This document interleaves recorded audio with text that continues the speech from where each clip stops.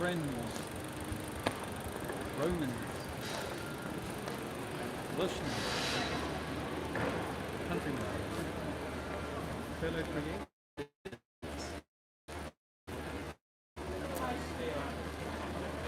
Divine spark. Call yourself whatever you want to. I've decided to come and do some activism today. I've got a bit of a surprise for you, friends.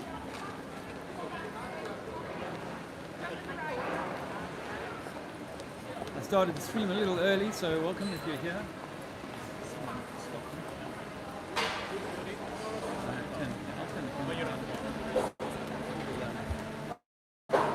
Look at that, they think they're being filmed, so I might as well film. I'm taking a little stroll down the street now. Another street in England, huh?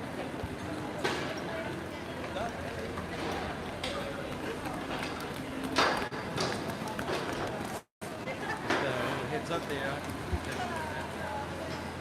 Hey, Rudy. Probably look after me, mate. Oh, well, I'm running a little later than planned, but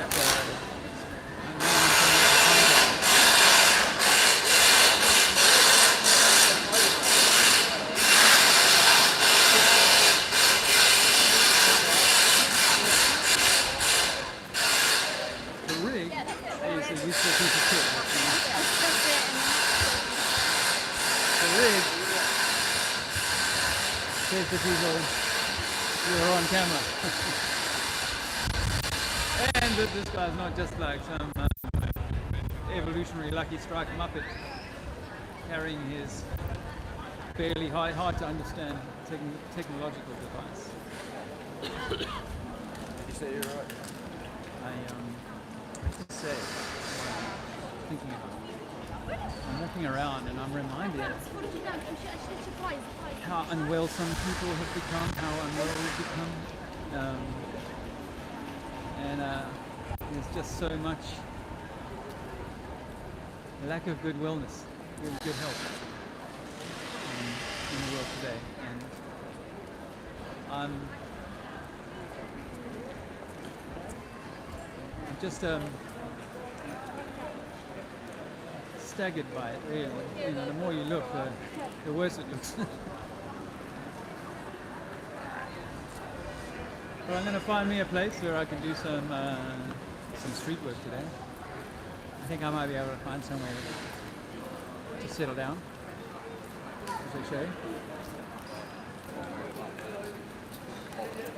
But we'll see.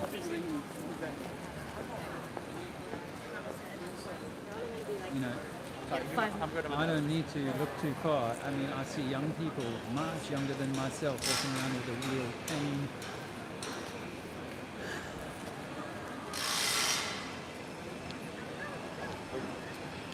And this is just an outward manifestation of the nature of things, and how hurtful, how damaging by the trajectory that we've taken. I was on a bus this morning,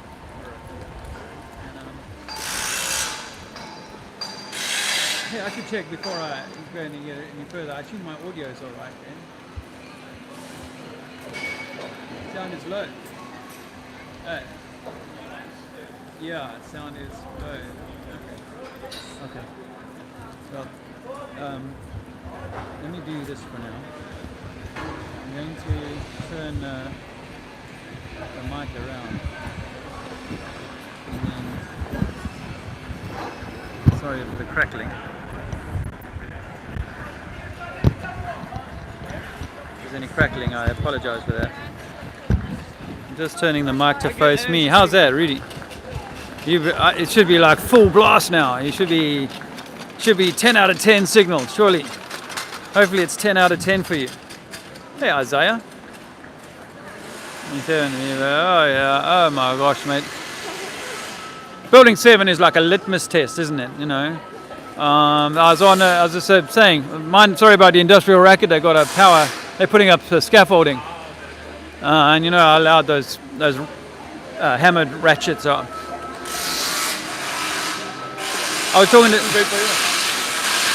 I I'll wait till I'm past this noise.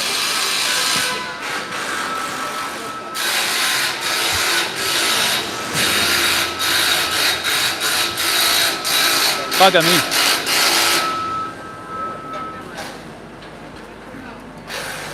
It is what it is. How's that audio, Rudy? Is that better? My eyesight's not perfect on when I look at this screen, but I could whip my old sunnies out. I mean, spectaculars. I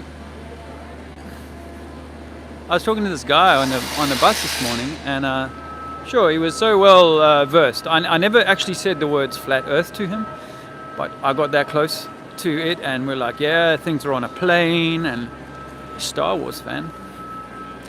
Don't want to break the guy's heart.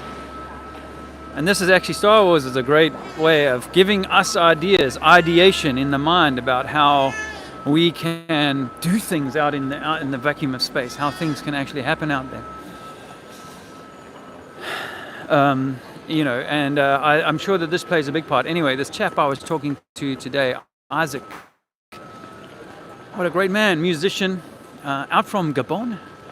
I think it was Gabon he was from. Dreadlock, Rasta kind of guy. And he knew so much about the banking system and about a whole raft of other deceptions, you know. So we had a brilliant conversation, and when he jumped off the bus, the people in front of me were like, hey, we were listening in a bit, can you tell us more? And what? I see the Jehovah's are in town. I already had a conversation with a couple of them. Hello, ladies. And I had a conversation with a couple of them earlier, and they were like, you're not going to, well, one was like, you're not going to convince me, you're not going to change my religion, my belief. No, I'm not trying to change your belief, but I am trying to get you back onto the level. What's that song that guy wrote? I'm not on the level, and the world looks flat to me. Something on the level, the world looks flat. Yeah, I got my chalk with me, brothers and sisters, friends. I got my chalk with me, and I'm going to wield it unashamedly when I find myself somewhere to wield it to.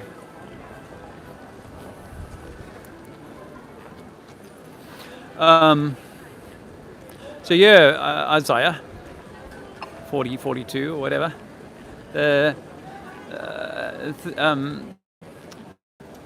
9/11 is a litmus test, and it's a way of seeing how receptive people are going to be, you know. And I realize that, you know, sometimes we can't get that far into it. Hey bro, do you know where the library is? Oh, okay. I'm from Bristol normally. Oh, really? Yeah, I'm sorry I can't be more... No, that's fine. I think it might be just over there. Are you vlogging? Vlogging, yes. I've got a very low turnout at the moment, 11 people are watching. It's a live stream. I'm not dissing you guys, by the way. I know that a lot of you are watching, Jason and co.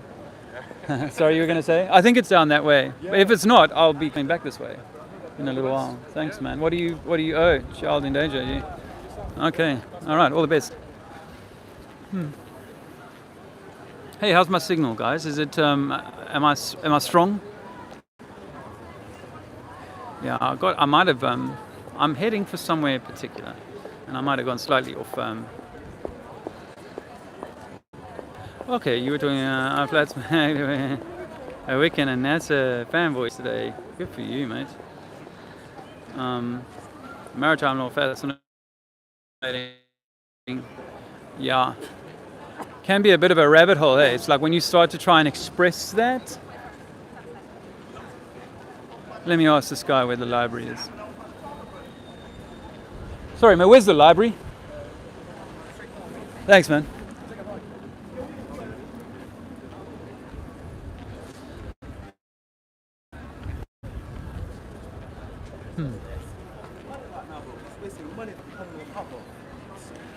I'm not on the level. I was having this fantastic conversation with this guy, and then it spilled out into other people on the bus. I don't know. Maybe we're getting a little bit better at it. I know obviously not everyone's for changing, and here's a thought now as I'm meandering to my destination.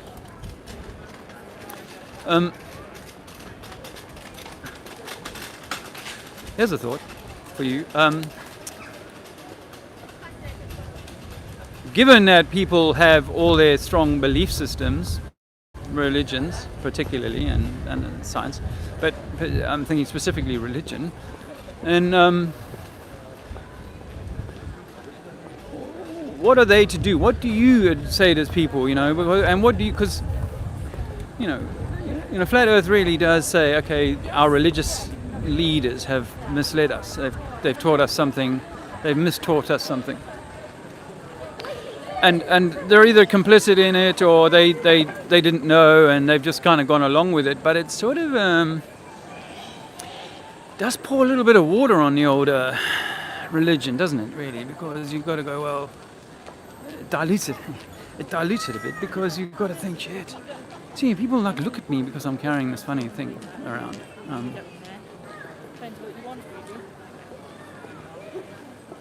Yeah, it does attract people's attention. Not that I'm particularly trying to. Quaker Meeting House. That's maybe where I should be going. Let me just check. Excuse me, bro. Where's the library? Yeah. The big one, yeah. Yeah. Yeah. Go halfway down turn right, go to the middle, turn left, and follow it through the two shopping malls. Yeah. And then turn right and it's right in front of you. Cheers, bro. So as if you pointed it to it, it would be through that way or that way to the left? That way. Yeah. St. David's Church, Nice one. halfway down, turn right, and as you go down to the end door, to the middle, turn left, follow it straight through two centres. When you come out the end doors, turn right, about 10 yards and it's in front. Thanks, brother. Have a good day. The big issue. He's selling the big issue, and the big issue is that the Earth is flat, and it really starts to undermine our religions, doesn't it? I mean, tell anybody that dilutes it, because no one wants to hear that. But isn't that what it is? I mean, doesn't it? Because as I was saying to these two Jehovah's ladies this morning, if it means that you might be if it means that you might be far more significant than your religion has ever allowed you to think, then maybe we shouldn't be clinging to the coattails of our religion in quite that way. Does that seem a fair and reasonable thing to say? You guys can have a chat about it. I can't read the chat right now, but I will come back to it later on and see what you think, if you have anything to say about it. By the way, if you are in the chat room or if you've joined this conversation today, thank you very much. I know that from comments that have been made recently, not everybody on my channel is in support of where I'm at the moment, and I don't even mean whether there's some people that are not into seeing their ball pop at all. Just going to go past that noisy building site again. Fuck. Some people are not into having their ball popped at all, and that's it. That's fine. But there's another thing that's going on in the flat Earth community, which is far more significant. It's far more significant to me, and that is the nature of how we feel about each other. That's what it is. It's how we feel about each other. How do we feel about each other, my friends? And I have to say that I did that video the other day, didn't I? You've seen the video I did from my garage. And there were some interesting comments that came in there, but comments that where people are being some are being honest, others aren't saying anything. But I know that there's people who distrust me, and it's kind of bitter pill to swallow, given, you know, what I know, of course, and what I've tried to do is to put out enough information about who I am, my life, my family, my situation, and so on. I might lose my signal as I walk through this arcade, so I'll get you back if I do. But let me say that it's surprising and it's unsurprising. No, that's really, I'm not trying to be unkind or unfair, because really I've done the same thing to other people. I've castigated other people. Their crime, to talk about flat Earth, to talk about it in a successful way, to talk about it on a platform that is so large that they've got tens of thousands of views. There's a little bit of music. Which one is it? They got tens of thousands of subscribers and tens of thousands of views, and that's, I think, their crime. And maybe not saying what I want them to say, or maybe not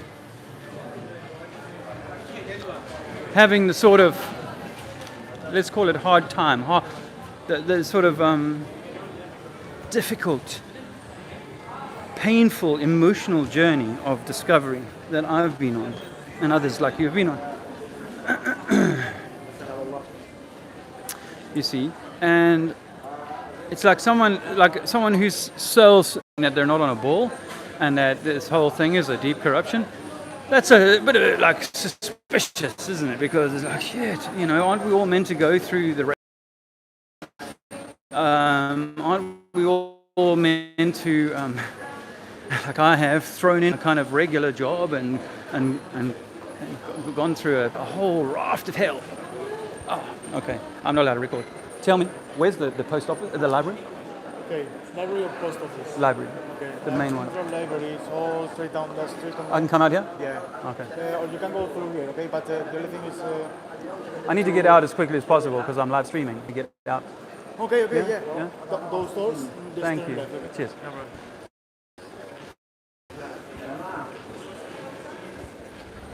So did you hear that, guys? No filming in here. They can film you, but I can't film them. So I don't want to make enemies here.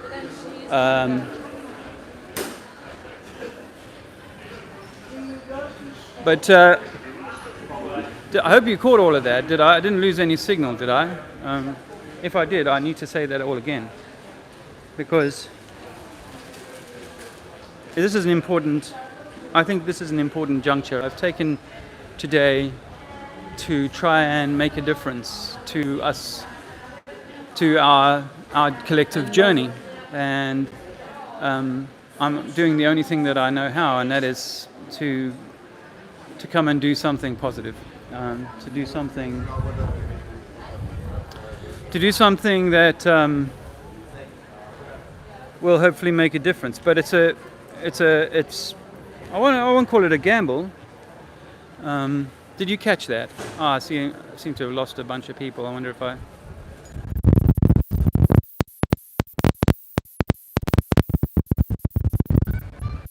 let me just see if there's anything.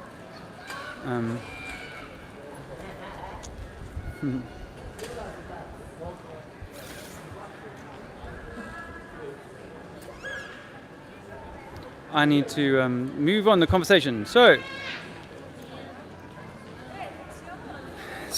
I'm live streaming. You want to say hello to my live stream? I just came through there and I lost all my subscribers were watching, and then I lost my signal. So on YouTube? Yeah. How many subs do you have? Trinity 4. I got 1,300. That's not very many, is it? But then I talk about subjects people don't necessarily like to hear. The government is lying to you about pretty much everything. That education is indoctrination. That religion is a tool of mind control. Did you know that? And did you know that we cannot do a scientific experiment that proves that the Earth is spinning. Did you hear that before? Have you ever heard that we might be living on a flat Earth? All right. Well, check out Trinity 4.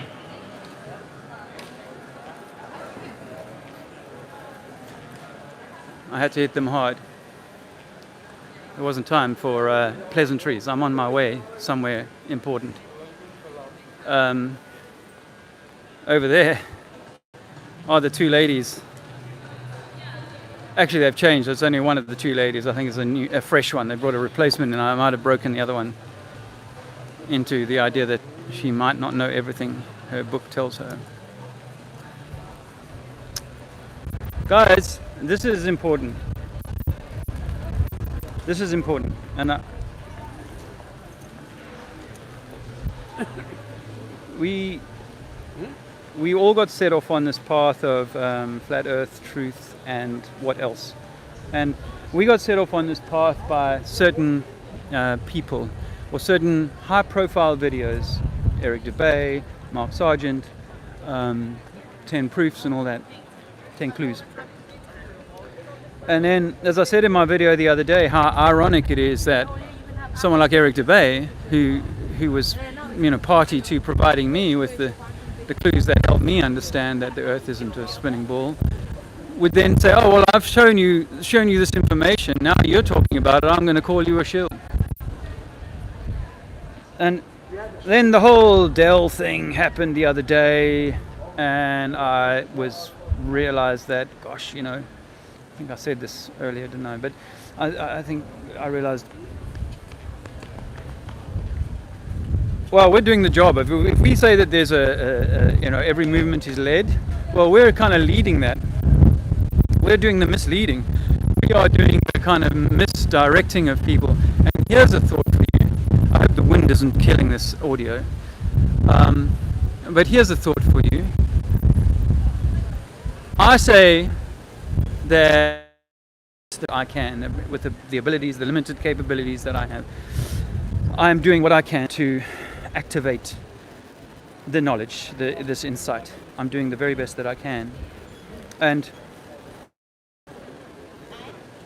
I suggest to the subscribers of this channel that I take a different course, a more collaborative course, rather than get into this situation like we got with Dell and the tour, the Globe Light tour, that we're pulling each other apart. And when someone says to me, and you can go and look at the comments on my channel, when someone says to me, no, you shouldn't do that, or don't talk to this person, or don't get involved with the conference, which is kind of where I was at. People were saying don't get involved with the conference because of certain players. They're actually the ones that are silencing me. If that's you, then you're one of the people silencing me and saying, no, don't talk about it. Yeah?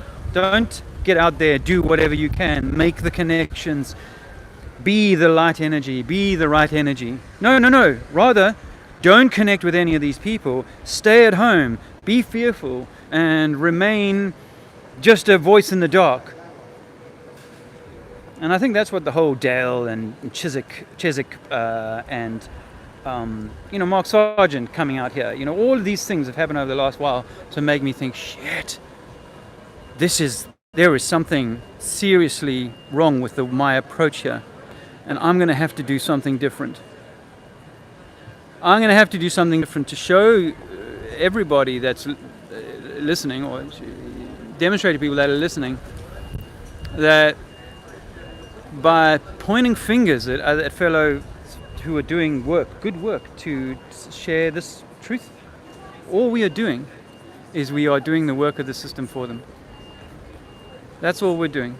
And I say that this is a mistake. I say that we are actually playing right into the hands of whatever control there might be, and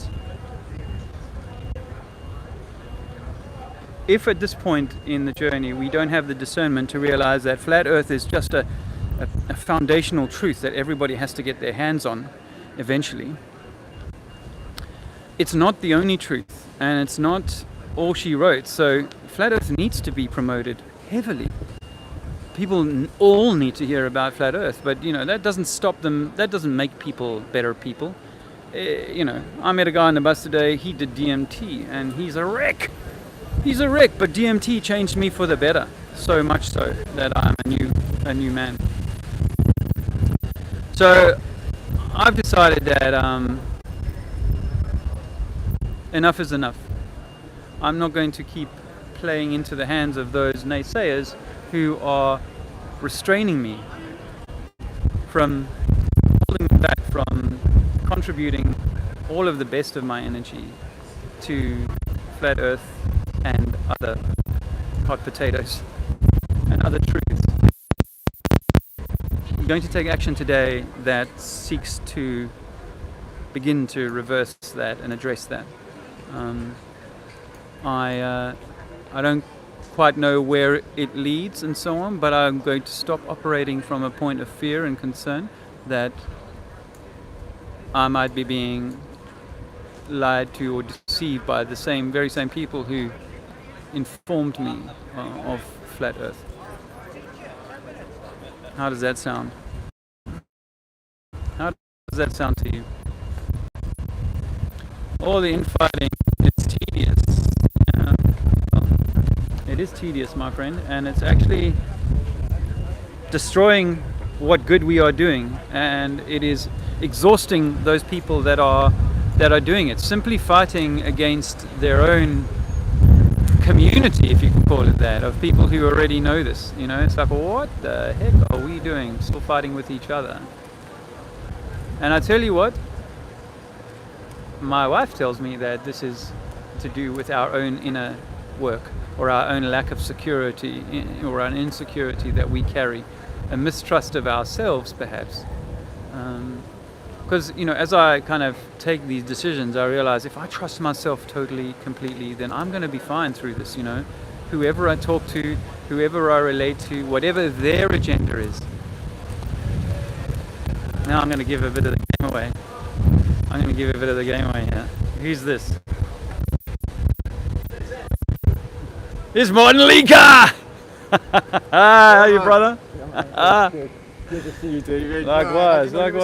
Yeah, it was a bit of a secret. Yesterday, I was busy watching. I haven't told anyone. I haven't even told these guys on my vlog that I'm about to approach Mark and say hello. Nice having you. Yeah. I got my inflatable globe. Have you? All right. Well, look who's with me. If it isn't Who's in the the chat? one and only Flat Earth British. What's happening? Well, just about at this Sorry stage. about your channel there, mate. Yeah, man, it's doing my head in, that is. Yeah. There's a few of the friends. Well, I'm not very busy yet. Oh, are you, Jackie? What's happening, love? Is Jackie there? Yeah. Well, that's cool. Let's have a Who look. else is there? Isaiah. Oh, Freedom yeah. Awaits. Voynich. Hello, mate. And there's Rudy. Yeah. What's happening, Rudy, mate? Yeah. It's a little quiet, but hopefully we're going to stimulate some. Well, welcome to Wales. Thanks, buddy. Land of song. good spot. So yeah, this is the truth I've been holding back from you. I've come to work alongside a Mark Sargent Shit, you are. and others. Hi, Lisa. Can I have a hug? Cameron's the Just turned that, David. he handled him very badly, the whole thing. What? And he cleared. Who's that? Mark Sargent. Hey, Trinity 4. My Dave Mel. choice would have been. how are you? You got your shirt on. Yeah. Nice to see you. Likewise, I've come to say hello and give you a hug. Nice to see you, man. Do you know Yeah. who this is? No. Channel name? AB Science. Oh, hi. I'm Trinity 4, Dave. You didn't know we were going to be here. Oh, wow. He's just walking by. Wow. Well, fantastic. I'm going to do some chalk work on the floor just to let people, because we haven't got the big banners up. I think we need to get people's attention. So I thought I'd come down from London just to say hello and do my bit. And there's a lot of infighting, shall we say, in our little community. Drama, drama. Yeah. So I've come to bring the olive branch out especially to you, Mark. Thank you. Because But you hopefully didn't I got have that. to. No, man, I liked your stuff. I still like your stuff. I know, but people have been going to me, well, why are you're going to go to a conference where he's at, where Mark's at, and all this sort of stuff. And I think, Yeah, and so I think that I've had to learn from myself that it's time to start trusting ourselves, trusting one another. Agreed. And the best way that I can do that is to show solidarity and go, you know what, guys, if you're listening to me, if you're following what I'm thinking, then we need to get together and stop this kind of they're leading us or we're being misled or mistaught or whatever. Because we can find this truth out for ourselves, but we do need somewhere to start from. And you're one of those people who helped me along this road. I'm grateful for that. And I wanted to come and say, you know, I think we're brothers. We're all one. Right on, man. Just love on the flat earth. Well, we'll do some activism together and we'll chat some more. All right, man. Yeah? And you're going to be at Kidminster, right? I am. Because I will be leaving this a little bit early because I'm I heard. going over to the Gather Festival. Yeah. Over in Stockholm. Okay. They invited me. I'm representing Flat Earth over there. Yeah. So. I've been watching a few of your hours of street work, actually. I really enjoyed your stuff. And Belfast. Fantastic. That was very fun. Fantastic. I didn't realize how many drunk people there actually were walking the streets. Have you done much of this sort of? Yeah. Well, yeah. It was amazing. A lot of broken people. But have you done much street activism to date? Is this? No. UK is really, most of my activism is, you know, the captive audience, which is, you know, the interviews, the various types, and the meetups, and people that go, you know, that hang out at the meetups, and then of course the conferences. Yeah. So, no, this is hardcore for me. I saw you on the first two, day one and day two, and on day two I was like, this guy's getting into his stride. I mean, you were good on day one, don't get me wrong, fantastic, and I love the depth of knowledge that you share. So I've learned from you just in this last few days. But I'm loving seeing you on the street. So come back. Yeah? All right. No. You do it. Guys, that's my surprise. Hey, Jason.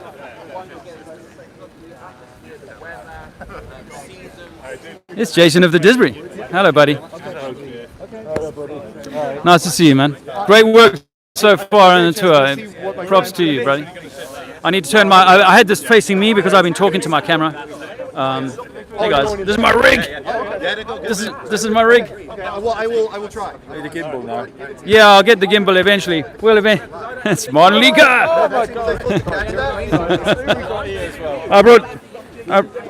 I have brought along my own prop, my own Mark Sargent prop. Look at that. Do excuse me, can I just shake hands? How are you, Mark? All right. Hi. Nice to meet you. This has the demonstration of purposes. Yeah. Can't be measured. And what happens when you let it out of your hand? Oh, it falls to the floor. What a surprise. That's the biggest religion on earth. I'm really upset about this. The biggest religion on the globe.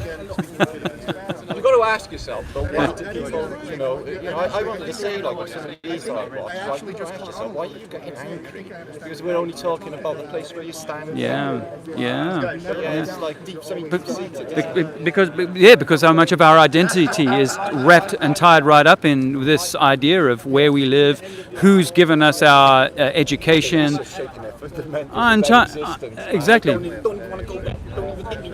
My daughter's in her third year university studying history, and if I try and recommend she spend a little time listening to some of your work, we don't talk for about it too much. But it is hard because our ego is so wrapped up in what this is and where we are, who we are, and what we are.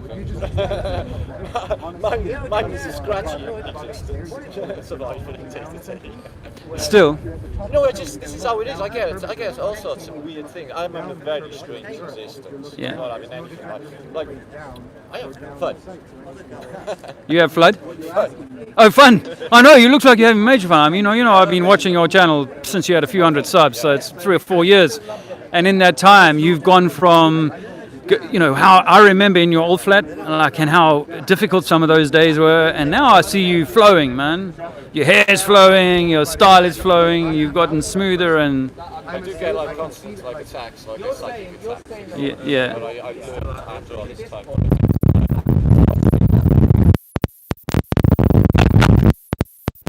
I'm going to turn my mic around so we can hear you. But maybe what I'll do is I'll pause the stream. I'm going to do a little bit of talk work here to try and attract a bit of attention. So I might pause my stream, do some street writing, and then Hey? Yeah, I got chalk. Yeah.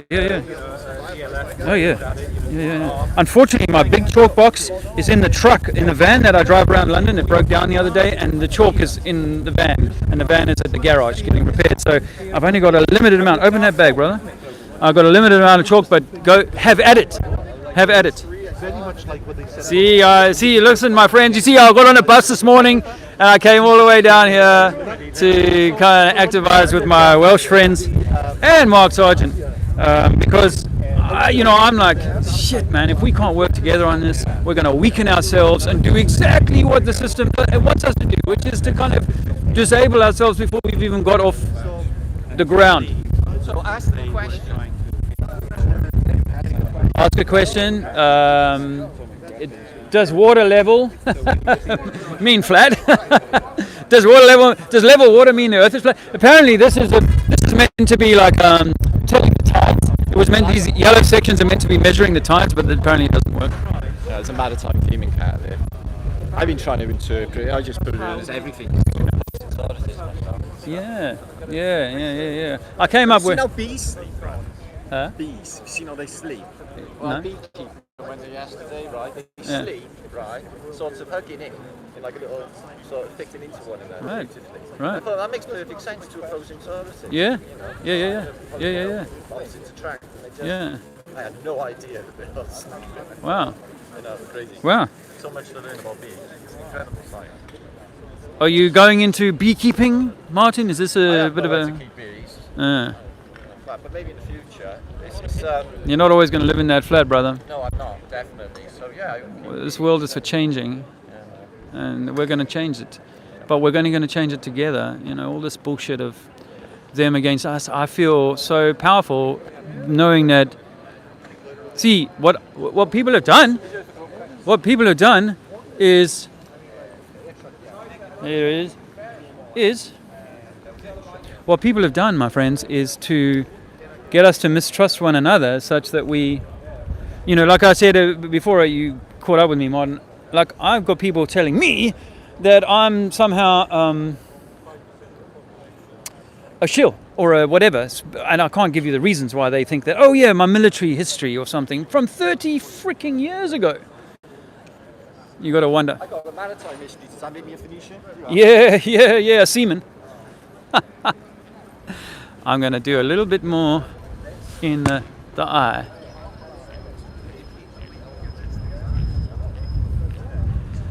I need to do this where people will see it.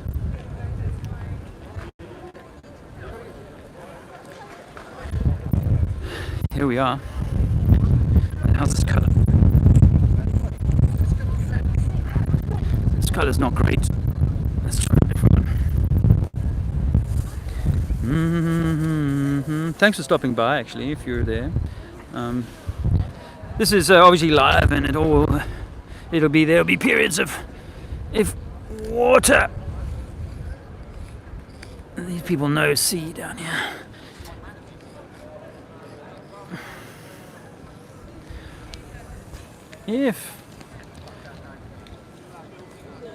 Again, thanks for stopping by, and I say to you, my friends, that if what I'm doing today doesn't match with where you're at, that's okay.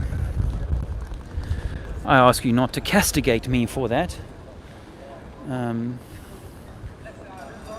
Simply to understand that I am just a human dude doing the very best that I can.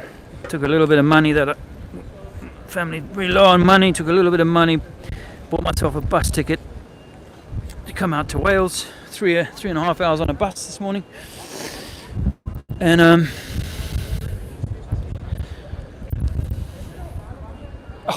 if water is levels,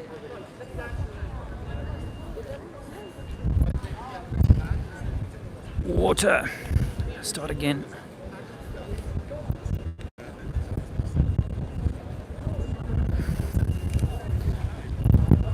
Water levels. Hello.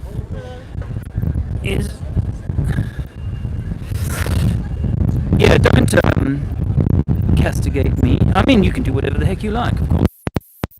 Stand up. What I think is I'm doing is the best for what we're trying to achieve. I wouldn't do it otherwise. And what I said to Mark Sargent just now, I'm sincere about it. I'm not looking to continue, enmity or division or whatever. And I'm willing to trust. And I have to thank people like Dale and Eric Dubé. I have to thank Dubé and people like that and Mr. Chiswick for what they've done, because they've actually empowered me to realize that we are actually tearing ourselves apart. And if they think that a guy like me, who's really against the government, I mean, if you don't know this already, I refuse to register the birth of my baby boy. My baby boy Alexander is now 2.5, almost 2.5, and does not have a birth certificate, does have a passport. Refused the system to register his birth. Refused to register his birth. In fact, we were due, because at that point Andrew wasn't yet convinced, we were due to go to register his birth at 10 o'clock on a morning, about a month after he was born. On 10 o'clock in the morning. At 9 o'clock I phoned them up and said, we're not coming. And they tried, and so on, but we were able to, if water is level, they tried to, frighten us with letters and stuff like that.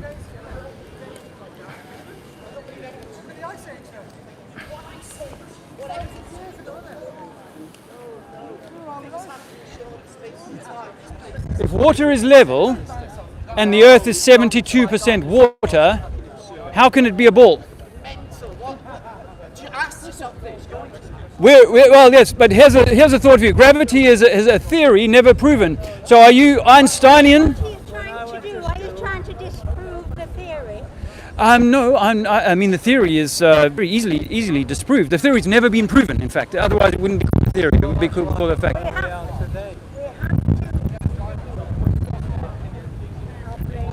That's right. And our brains can cope with the idea that a swimming pool is level from one side to another, and from the English Channel, from one side to England to France is 20 odd miles.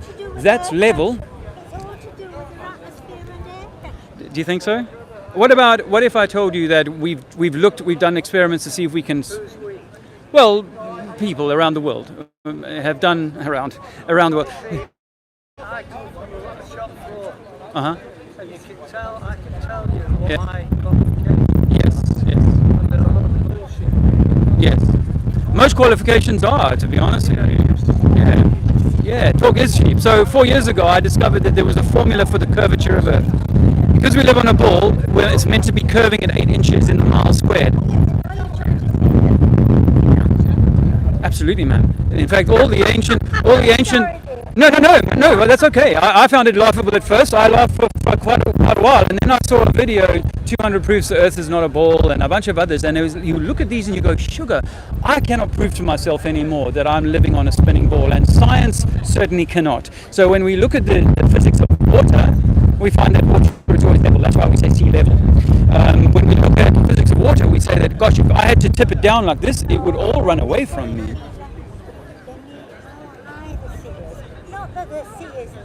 Okay, so we're 200 miles, give or take, from Southend on Sea on the other side of England, right?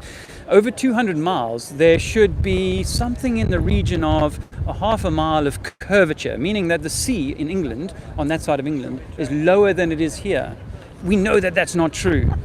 We know that's not true. You know what, the science that used to show that back in the 1800s, the best British scientists, French scientists got together and tried to prove with the interferometer, the Michelson-Morley experiments, they tried to prove that the Earth was spinning, and they failed. And a guy called George Airy, who was the Queen's Astronomer Royal, he came up with an experiment in the mid-1800s to prove that whether it was the sky that was moving or the Earth that was moving, and his experiments proved that the sky was moving. So they buried it. They called it Airy's failure. This is peer-reviewed stuff. So no, we're meant to be traveling spinning at 700 miles an hour here, and 1,000 miles an hour at the equator, and naught at the North Pole. If that were true, then aeroplanes would have to allow for significant variations in speed. If he was trying to land his plane on a north-south facing runway, we'd have to contend with the land moving underneath him. But none of this is there. You know, what makes much more sense is that everything is sort of contained in a swimming pool type environment. That the only winds like we feel right now are strong winds, 50 mile an hour, gale force winds, that kind of thing. Not 1,000 mile an hour type activity, which is what you would have to have if the ball Earth was spinning. Not only that, while I've got your attention, if it's spinning at 1,000 miles an hour right here. No, but well, okay, but if the Earth is spinning at 1,000 miles an hour here, what is the speed 10 miles up? Is it faster? Is it faster up there? And if so, what's pushing it? We have to believe. No, I know we have to believe, but No, what? we have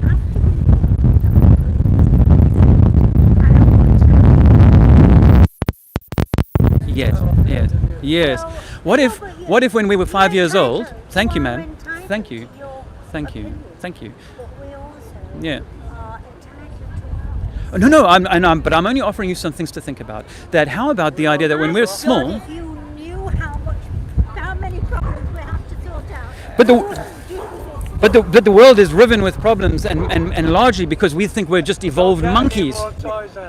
But because we think we're monkeys, that's really what it is that people just think that we're some lucky strike in the middle of dark space. What if this creation is yours and you created this place for you to come and have a divine experience of this place? This is so far from where we think now. Well, no, I think religion is also a mind control. So the idea... Yes, you can. I've enjoyed chatting to you. Have a super day and all the very best to you. Okay. Thank you. Bye now. Bye-bye.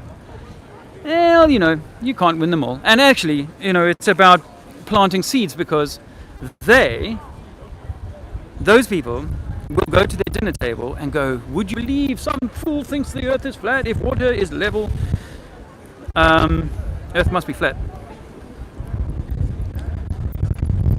Earth is level. Yes, they'll have a conversation at Christmas time even. And they'll go, remember that time we met that foreigner? Remember that time we met that foreigner? He said that the earth is level.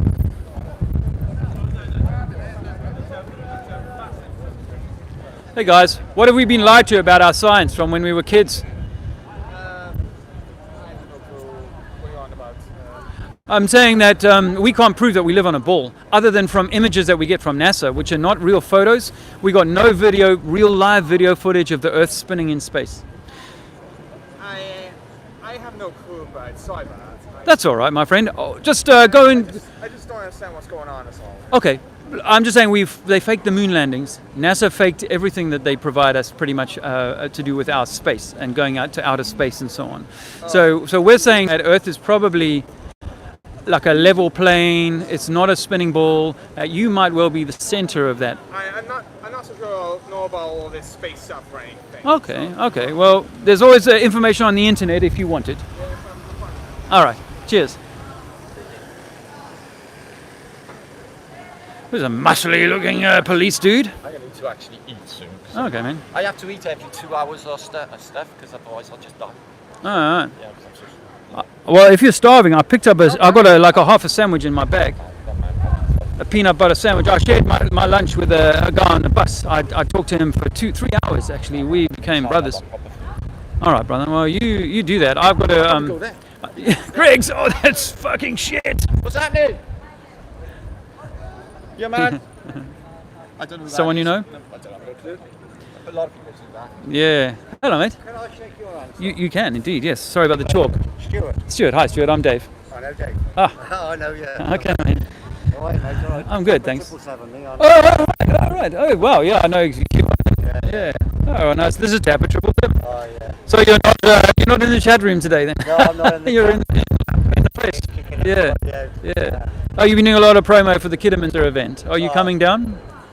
Not at the moment, no. Oh, It might be the spur of the moment thing. I've got Yeah. till tomorrow, haven't I, to yeah. buy a ticket. And so.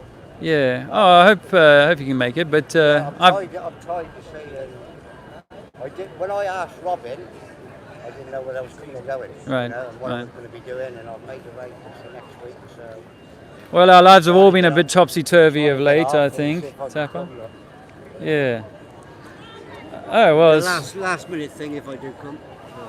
okay. Well, it'd be great to see you anyway, but nice to meet you, actually. Yeah. Yes. Well, that's right. I went to the other one last year. But you might not know, but I decided to withdraw from this conference for reasons to do with a variety of stuff. Really emotional. Wayne, hi. Okay. You sound local. You got that local accent. I don't sound well. No, not that Welsh. Not that well. All right. Well, my boy as well, but he couldn't make it today. He was gutted. He Ah. said he couldn't make it. What's the matter with him? That's a shame. You know, but I said, no. How long have you guys been aware of the flat Earth thing? He said, and me and my boy, me and my partner, sorry, we were watching Coronation Street one night, and my son came down, watching autistic in our streets. Yeah. You know, he's looking at Yeah, deep thinker, yeah. My older son's got Asperger's. He just come down and he just said, Mum, Dad, what's the matter, mate? The world is flat. And I laughed. Like, people I've seen on the videos laughing. That was just stupid, like, innit? But about a week later, I started looking into it. Thinking about it, yeah. Like I said, I think the first one I looked at was Darren Marble. Yeah. He was talking to somebody in America and Australia, sorry. Okay. With the second. Okay. Shouldn't be if we're on a... Yeah. And, then I did everybody 200. Yeah. And then he just went from there then. Wow. I mean, Harry popped up. You popped up. Yeah. I think you were great, to be honest. Thank you. I really do. Thank I you. mean, you don't give a shit if they like it or not, you know. I mean, Yeah. And that's it. And we just... Awesome. Like I say, Awesome. And I was admired by Howard. Two Spanish guys come along and he started speaking Spanish to him and he couldn't go anywhere. No. So it really, I was really... But my favourite of all has got to be the Liverpool one. All right. It's a shame you were Okay, there, yeah. because that was Yeah. absolutely brilliant. That girl was so cocky. Yes. He was knocking Yeah. her down every Yeah. word. Like, and, Oh, with Anthony, the one with Anthony. Yeah. She was there thinking. Yeah. The other Yeah, boys, those are great. He was trying, but Yeah. they were... Yeah, I had a really long-winded one on London Bridge with Harry just a few months ago, but unfortunately we were right amongst the buildings, and so my signal kept cutting out, so it was pretty crap. But, about 500 maybe plus to remember them all. It's yeah. I do go back because there are some that people Well, are open-minded and because you get like 50 deals. Like Yeah. I've been handed out under the 30 people class, under 20. Right. Under 10. Yeah. Like, I don't want to leave such. I've heard of getting the money and really like thing, but you put it there. Seed, planted a seed. That's all we've got to do. I don't know if I'll see you again, but I don't know, now you've got me thinking. Well, you know what, I've heard people say, I won't name them, but people say, oh, you know, we don't need to do any more activism and it's done, and so I think we do. Absolutely. And we need, absolutely, because not only forget, it's almost like sometimes we need to see or hear things more than one time before we actually click into action. I heard about 9/11 like 10 years ago and I didn't do anything with that information, you know. And it was when I heard about it again, I was like, oh shit, I'm going to look into this now. You know, so that's why we need to kind of start showing ourselves to be stronger than just one or two lone voices out in the wilderness, you know. That this, hey, there's a ball boy. You know, so yeah, we do need to do that activism and get out there. So props to you lads for getting out here. Every little ounce, I think. Yeah. Well, I think it's small stuff in our chat to people. Yeah. It might It's up to those then. gone mad. I mean, I don't think I'm ever going to don't get bother. posters and Yeah. you know, set up my own. Yeah. It's your own little town. My own town. You don't need to shit on your doorstep. Oh, because then I can go home and then it's up to those. This feels a little bit, around yeah. me, they wanna look at it and- Yeah. Well, Roxanne used to do it at her own train station. That takes a lot of courage because, yeah, you know, seeing people you know is hard. I'm still learning, so I mean, I wouldn't be ready, to be honest. Yeah. I'm on Right. around here now. Yeah. I mean, Yeah, yeah, yeah. Goes really big, like, Yeah, yeah, yeah, yeah, yeah, yeah. we live on a globe, I think you said. Yeah, yeah, yeah. The globe. How we ever believed that? It's having the confidence to do it in the first place. About everything that you've learned. Yeah, yeah, yeah, yeah. Yeah, yeah, yeah. I'm just going to turn my mic around because I don't. It's a very kind and they are very understanding. Yeah, pretty low tech. Yeah, so I do apologize for that in the chat and those that are listening later on for all the technical issues that we have. Of course, yeah, there's weather in it. It's, Yeah, but I had about a month ago in Speaker's Corner, I had this fantastic interaction with a young lady, and her audio is awesome.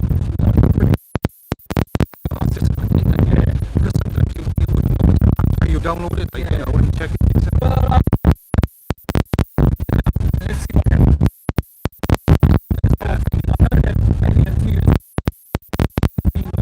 You know, we were and we will have moved our kit on, we will have moved our message on, and all that sort of stuff. So I'm not trying to push the other. I've got people saying, "Oh, this guy's a control agent. He's a control agent," you know. But it's like, well, I'm a control agent, and how, you know, I'm doing it on How can you control someone by saying, "Look, go check for yourself"? Yeah. You know, that's it. Go you know. check for yourself. Yeah. I'm going to write a little bit more chalk on the thing here. I need to get their attention. Excuse me, lads.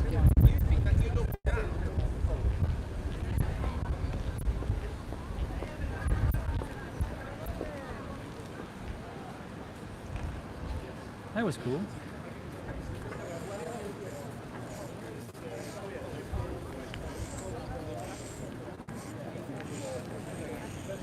You know, sometimes I stop and think about what else I can write. You know, 9/11 today, isn't it?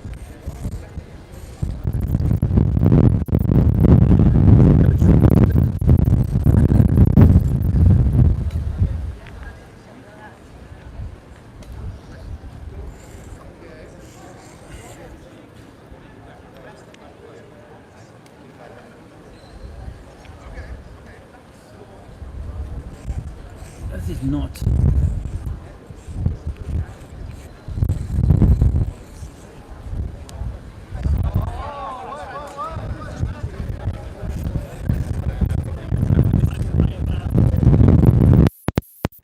I think, you know, when it comes to the Dell angle, and I don't want to harp on about the guy. I'm not picking on him. I'm not trying to wind him up or his supporters, and I know that's kind of, you probably wouldn't even want to say, "Oh, I don't have no supporters." Well, he does, and he has a very strong voice. There's maybe not my style, but you know, he has a voice, and you know, it's a powerful voice, and one that should be used in you know, in the same way as everybody else, as a way of informing the world and edifying us as to the truth about the nature of the world we live in. Right? So I don't want to harp on the Dell thing, but at the same time, you know, it does really reinforce this idea that what's going on here is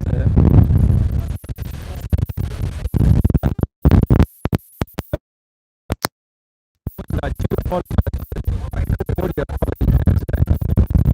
Must be horrendous for you guys in there. I'm sorry about that. I had a guy approach me in a chair like this and absolutely tear into me on the South Bank. You're a fucking moron.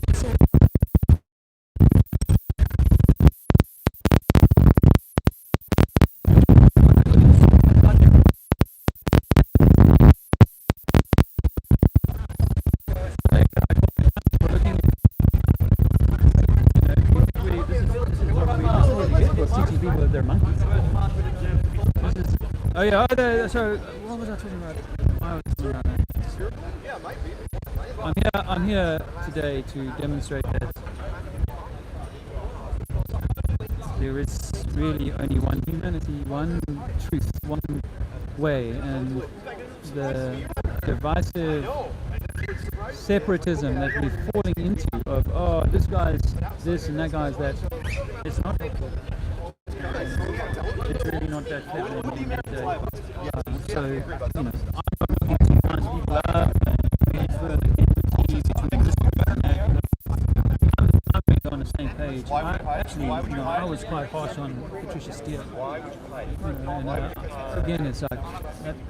I think that was a mistake. That was a mistake. And it would be wrong for me to castigate anyone for any decisions they've made in their lives so on. Judge me on my information. Judge me on my output. The fruit of my labor is really where we should judge one another. And actually, when you really get to it, you may not like the approach that someone has taken, but at the end of the day, 9/11 was Your finger around 9/11. An inside job. Yeah, it's round. Oh, I know. I'm just saying. I'm using their phrase. See, one of the things that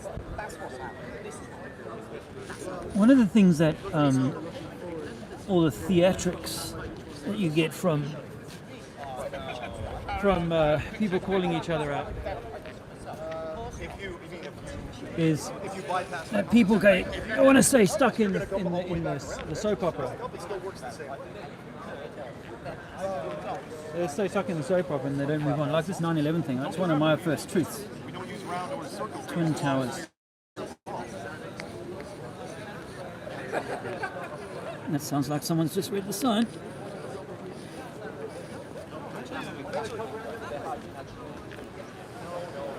That's the laugh of, oh my god, that can't be funny.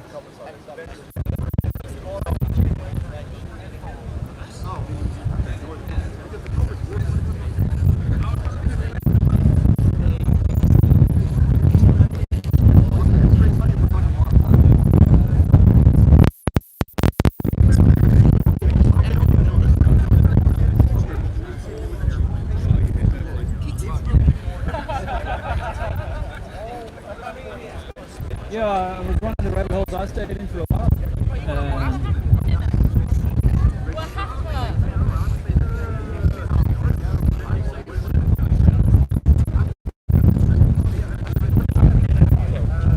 It is.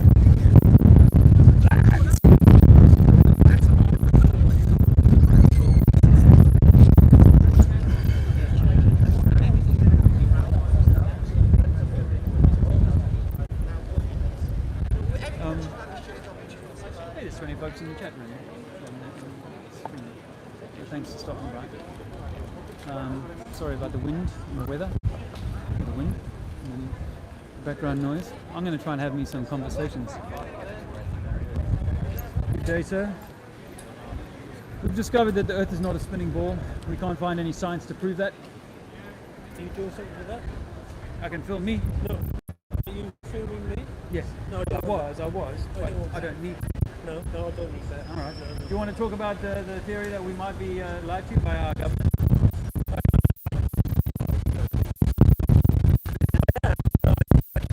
This is what I think. All right, no worries. The conversation when you start, it goes on forever. Yeah. Well, I found out 4 years ago that we can't measure curvature on the Earth. We can't measure water bending on the surface. Any, a cup, a pool, a leak, you name it. It's always level. If that's true and Earth is 70% water, then all of the oceans are, give or take a little bit of tidal movement, level. Which means that when you look at NASA, you find out that the moon landings have been faked. The ISS is easy to kind of fake, like a magician's trick. So they're creating this idea that we live on a spinning ball in the vacuum of space. And in fact, we might be on some sort of stable platform. I can't tell you how it works, but a stable Earth that is we're the center stage of, and that if there's a creator, the creator might have created it for us specifically. No religion. Yeah, you're feeding me now with stuff, and I want to talk, but I really want to know. What are you going to do with all this now? Well, I'm streaming on YouTube. I just go around and talk to people about the nature of the world. Just trying to alert people that there's something that they need to pay attention to, and that is that, pretty much our science has been taking down this idea, like Tesla said, of a mathematical equations that have no relation to our reality anymore. So when you look at gravity and theory of relativity and these sort of things, they don't hold water. Which means that there's something much more important about who you and I are. And we're not just monkeys that came through an evolutionary lucky sort of strike, but that actually this may be our place and we're meant to be having a divine experience. It's one that's been robbed from us. So look into that. A friend of mine, I have a YouTube channel called Trinity 4. If you Trinity 4? Yeah, if you ever want more information on that. Another friend of mine, he's got one, the John Smith Global, and John Thor's got one called John Thor. Go and check him out. Thanks. Nice to meet you. Good luck. Yeah, see you soon. All the best. Bye bye. Oh, that went around quite nicely. That chap. He's didn't really want to come to the camera, but quite an interesting.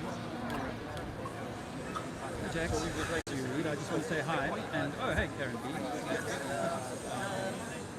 From North Carolina. I think I drove through North Carolina in 1988. I went through 30 states. I used to say it was 33 states, and then I thought, shit, I can't say that anymore because people will think I'm kind of giving some sort of code word. But I used to say it was 33, but it may not have been exactly 33. I went to like the Four Corners, Colorado, New Mexico, Arizona, and Utah.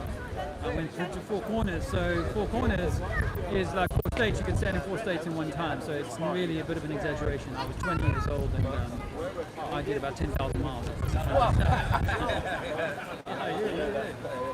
One league is about to sneaking off. I thought he was about to smack some boys with the tree there. Oh, I see. Maybe on that. Sorry, later.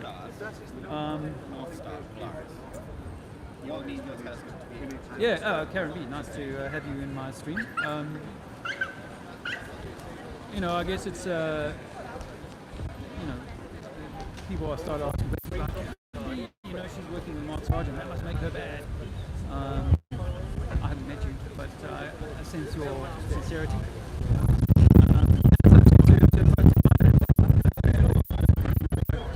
Wow, so if it's possible that I can have my sincerity gainsaid and people will knock me down based on the fact that I did national service 30 years ago, and I happen to give my book to Prince Harry. That makes me an insider. So for people to be able to say something like that, Welsh lady. Pockets of Wales. Did you say Yaki died? Yeah, is that a Welsh thing? It's not really me. I would say it now and again. Just really like Welsh. Let me take a photograph of myself. You're going to get a onesie with it, or a selfie. That's a selfie.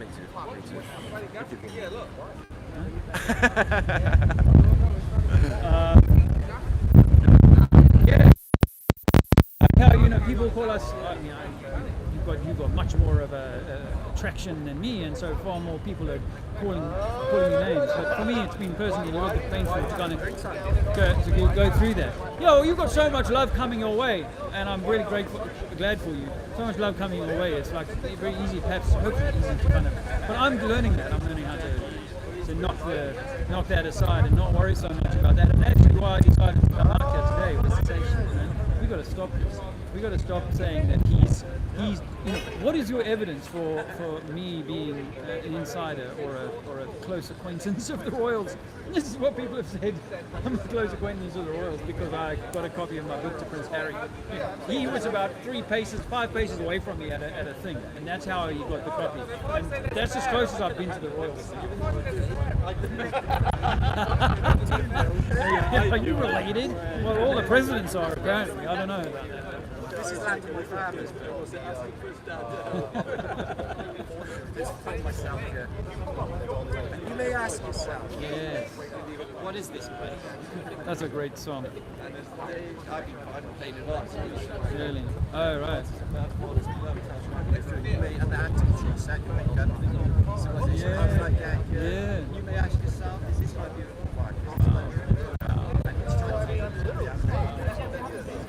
like that. And there's that, I keep singing that one song from REM about followers should be. Yeah, yeah. No, well, but it'll come to me. But there's these great lyrics about. There's a big hoax being played, a big joke being played on us, and people need to stand up, find their voice. Stand up, find your voice. And I tell you what, my experience is that when I listen to the naysayers, I don't associate with them, and it's actually quite intimidating, kind of frightening in a way, you know. So for me, it's been like a very powerful experience having gone through that and gone, shit, you know what, I'm going to stand up despite what people are saying, you know, and despite what associations people might say, oh, you can't talk to them. Someone says to me, I shouldn't talk to you. They're censoring me. If that's what, you know, if someone wants to say that, it's them censoring me. So they're saying, oh, there's people controlling the agenda. You can see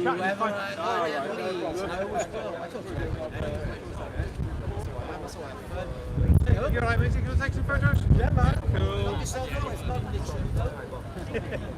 That's a really heavy camera. It's a Nikon, not a P900. Yeah, it's an old one, but it does the job.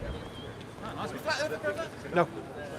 But yeah, I've seen a couple of your videos when you went with Oakley to Mapamundi and stuff like that. Really? All that ago, 4 years ago? Yeah. Seriously? Yeah. That was a good I've been day, watching that these was. for a good few years, but yeah. Yeah, so what do you think of it all then? Or is it just entertainment value for you? Bit of entertainment value, yeah. So we were out having a few pints, found out you were here and came past. So yeah. They got away over there now, so yeah. No, it's quite cool for me. We had a chat with them before. It's quite sound good. Definitely. Yeah, so we've seen his stuff obviously online as well and going back, but yeah, quite sound and chatty, so that was quite cool. Yeah. Oh, I didn't know he was No, it's not. I'm not sure because he's not wearing the t-shirt, so I'm not sure if that is him. He's doing his debates. Oh, that's Mark Sargent. Oh, you mean him? Yeah, sorry. That's Oakley the from there. clues, the one, then the clues. Yeah, he's the guy yeah. who Sorry, was- I'm getting all. This It's is just all talking behind about. the curve. Yeah. He did that It's because documentary. chatting about because he went to Mapamundi and it had it in my head. Losing the plot.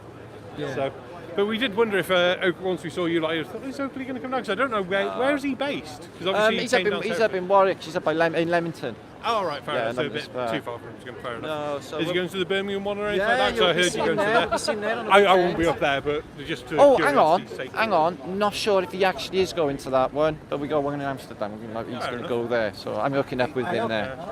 And, We were out for a day in Hereford and just like, I've come out on the Hereford's train for the day. lovely. Do like Hereford. Yeah, but apparently, if you Thank Welsh, you. not to be Thank called you. there. Pleasure. Where'd you come in? Same as Chester. Not New York. Just chopped the long bow. What's this? Inside the town walls. Oh, really? Yeah, they're handy if you're Welsh. You call it after 6 o'clock in a town. It's an old Old bygone bowl. Yeah. Never lifted. Take a quick selfie. Yeah, of course you Like did. that, and nothing changed, so. I can understand it.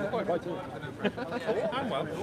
Hi, James. I watch you quite a lot. Oh, do you? Yeah. Oh, really? Well, thanks for coming down, Yeah, James. that's okay. Yeah, I've been around. I'm just going to take Mark to the airport now to somewhere else. Oh, okay. Yeah, and I'm going to the conference on Saturday. Are you talking then, or? No, I didn't earn a slot to talk. I didn't earn a slot to talk at the conference. No, I gave up my Friday. I had a 5-minute slot on Friday, but Actually, I saw you. in a peak of childishness, I gave up. Oh, really? Well, So I'm not talking. Oh, okay. But you're there. Yes, I'll be there. We'll have another chat. Yeah. You too, buddy. How long have you been? 2.5 years. And the family, are they behind you, or you're odd man out? Yeah, old man out. I mean, my wife's got quite an interesting perspective. She's just like, Doesn't matter. whatever, doesn't matter. Yeah. So Have you she, heard me say that? The same. My wife for 2 years said it doesn't matter so, yeah. until she So found she's quite happy for it to be flat. Yeah. But it's not a. she- Yeah. it it's doesn't not a- concern her. Yeah. It's For fascinating. me, it was more that the spiritual kind of awakening for myself, but also specifically for my wife. I think that's helped her an awful lot. Because she's like most of us. We want to know what's going on, you know. But it did help her to switch off the Netflix. Because I turned off the TV years ago, but she was still with We're slowly Netflix doing and it. stuff like that, you know. But after that, she was like, no more Netflix, none of the fluff. You know what I mean? It's a little bit like you've been told all your life you can eat treacle and chocolate all day long, and we've kind of gone along with that. But when you realise, shit, maybe that's not so good for me, you start to dial back from that and look for healthier options. Not always, but Let's think for ourselves rather than being told all the time how to live our lives. Rugby World Cup's just started, and the last time I turned on my TV was for the last Rugby World Cup, and I've not bothered this time round. So. Okay. Well, nice to meet you. Likewise, my friend. I've got to go. And I'll see you Saturday. Cheers, buddy. Yeah, cheers. I do think that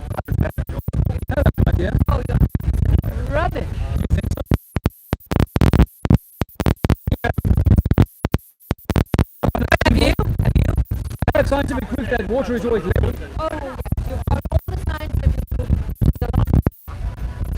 Did you catch that, my friends? We have all the scientific proof, which is a lot of crap. It's triggering for some. And you know what's interesting is that this year you get people who've had time to think about that. You've had time to think about how ridiculous it is. Yeah, it's fair play. It is hard for people to accept.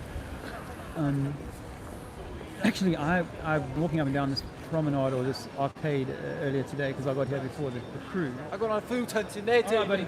Right, yeah. And actually, this isn't the busiest part of the thing. I would love to be somewhere else. But this stuff does help. These things, they do help. Every little bit helps. It's a bit quiet down this side. All right, mate. Lisa got it. It's a bit quiet down this side. Oh, yours is fluffier than mine, mate. There you go. Oh yeah. Nice. Yeah. I mean, I'm not comparing. Yeah. No, mine's a lot more fluffier, and yours is. Got it. All right. Anyway, pleasure. I gotta run. No, that's Okay. okay. All right. That's good. Nice meeting you. It's good. I was going to get. I do need to get one of them. Is that battery? Is it attached? I'm having to hold it with my hand. that's The battery so, pack. yeah, It's a vital thing, isn't it? It's a vital thing. You need some And tape this on phone that. of mine has a very dodgy, loose connection to the hardware, the battery. So Of course it has. Come and look at his phone. yeah, it's worse when you can go and see the cracks now. Because it's on the white, but it's absolutely hammered. That's what Roxanne had for about. For the whole of last tour. Yeah. She had that all the way through. Yeah, wind, that's from the sun. That's from the sun. Jason, is it different? On my street. That's how it does the ball. They're in I can feel the wind Cardiff, now. Wales. Blowing, yeah? I have sent them. The sun heats up the ground, causes Subscribe to Dave Manuel's channel, Trinity 4. Trinity 4. I've got to catch a plane. Sorry, I gotta go to home. I just from work. just run off without me. Nice to meet you. That's very kind. Cheers, guys. Good to see you. Love you, mate. You're gonna be in Kidminster? Hopefully, All right. we'll see. Bring it in. Yeah. Well, I'm gonna see you. You don't have to worry about me. Cheers, Mark. Yep, and I'll Good see to you. meet you, man. Yeah. All right. Friday, nice. Saturday? Yep. I'm flying in Friday. Okay. All right. Nice seeing you, man. Cheers, buddy. Yeah, man. Cheers, Bye, man. See you later. Oh, here. Are you together? What? You together? Yeah. My ride. Okay. Cheers, James. And Mark Sargent leaves stage and exits left. Stage left. Oh, yeah. It's it was worth it simply just to show some solidarity with Mark and and the movement in general, because I'm not going to call anyone out for doing anything other than what they feel is right. I realized that I was making mistakes by continuing to talk in terms of them and us. So, Dale and Co. Hey ladies, nice to see you today. Did you know that the Earth is flat?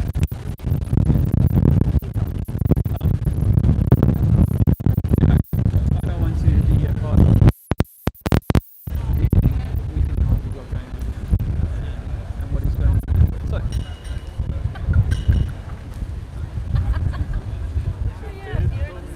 the Earth is flat, provably. Water's level. Water's level, therefore we can't be living on a spinning ball. I agree. Oh, thank you. Yeah. Would like any more information?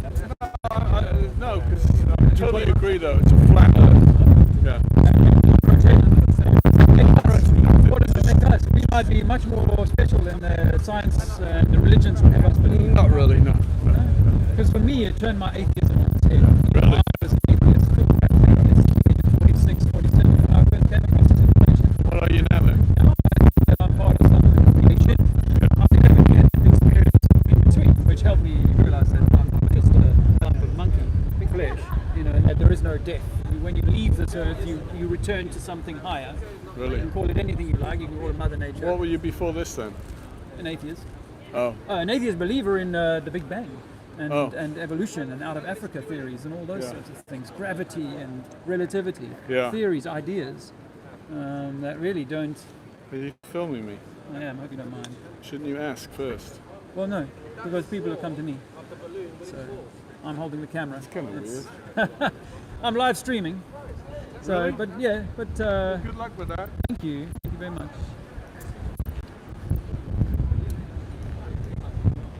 Does the council ask you if they can film you every time? Look there, Gravity, I've given you a. they're filming me. Hi guys, they're filming us. They want to know what's going on in the control room. Earth is not a ball. Earth. So why, when you go to the top of Snowdonia, is it a different temperature? Sorry, a different pressure. Top of Snowdonia is colder. Why? Sometimes it's colder. Why? Not a ball. Yeah, there's still sun. Yeah, but the ground, if anything, you're close to the sun and you're still on the ground. Yeah, but the sun heats the ground.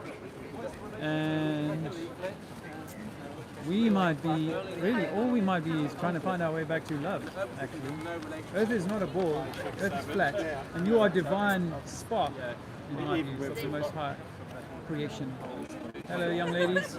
Can I give you some information, life-changing information? Not religious, not religious. Okay, thank No, you. you are okay, but more information.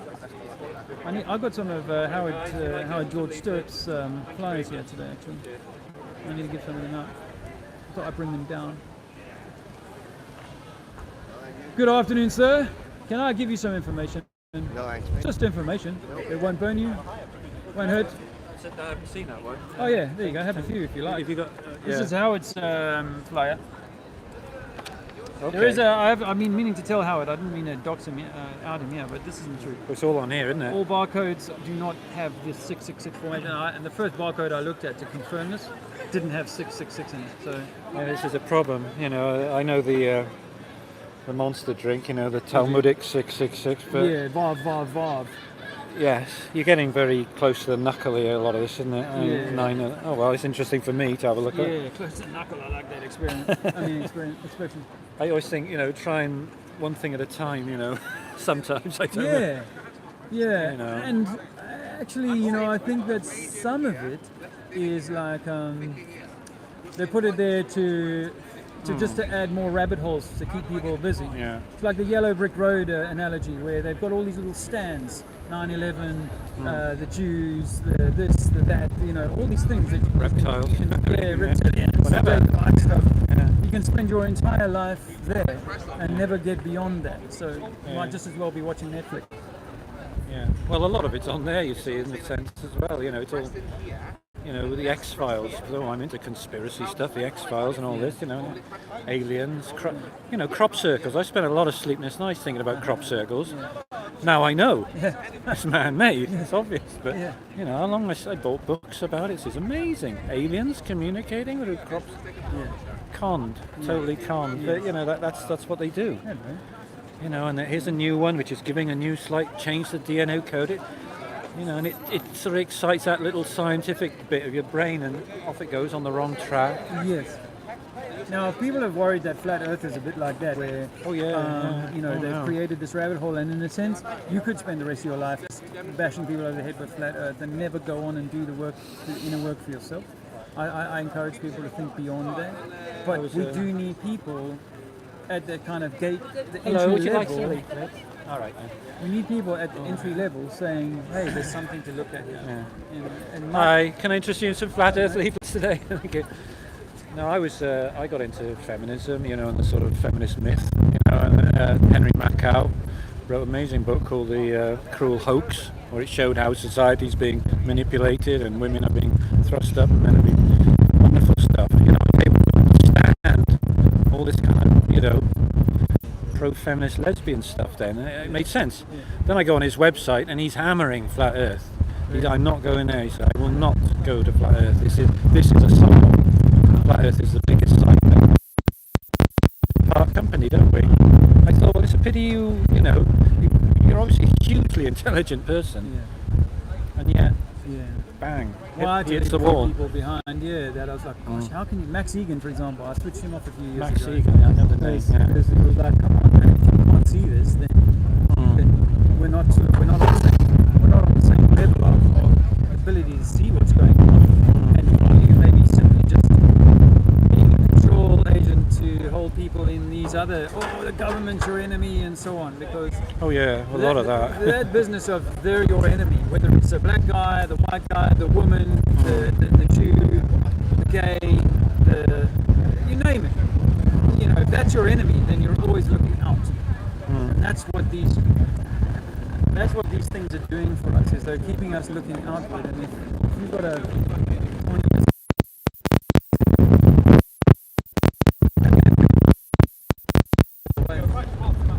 To me, in a sense, it's quite pacific sort of thing. It's a gentle awakening, flat Earth. To me, I don't feel the need to go out and, do anything violent about it. In a sense, but I see it. I see all the brainwashing. I see kids with NASA T-shirts on. I saw it a lot. The library project this summer in all Cardiff libraries was, of course, tied in with Apollo 11. Everything was tied in with Apollo 11. So all the kids who went into the libraries doing some summer work, they were writing stories about space, and colouring in and all this. So education about, you won't find a word about flat Earth there, probably. No. Other than people once thought it was flat and it's a disc and you would fall off it. Ships. Well, that's the Flat Earth Society thing. As far as I know, I've never been there. No, but when we were youngsters, we all got that image given to us of that's how the ancients lived in this idea. But we now know that you'd simply fall off the edge. That's why people come at you with that.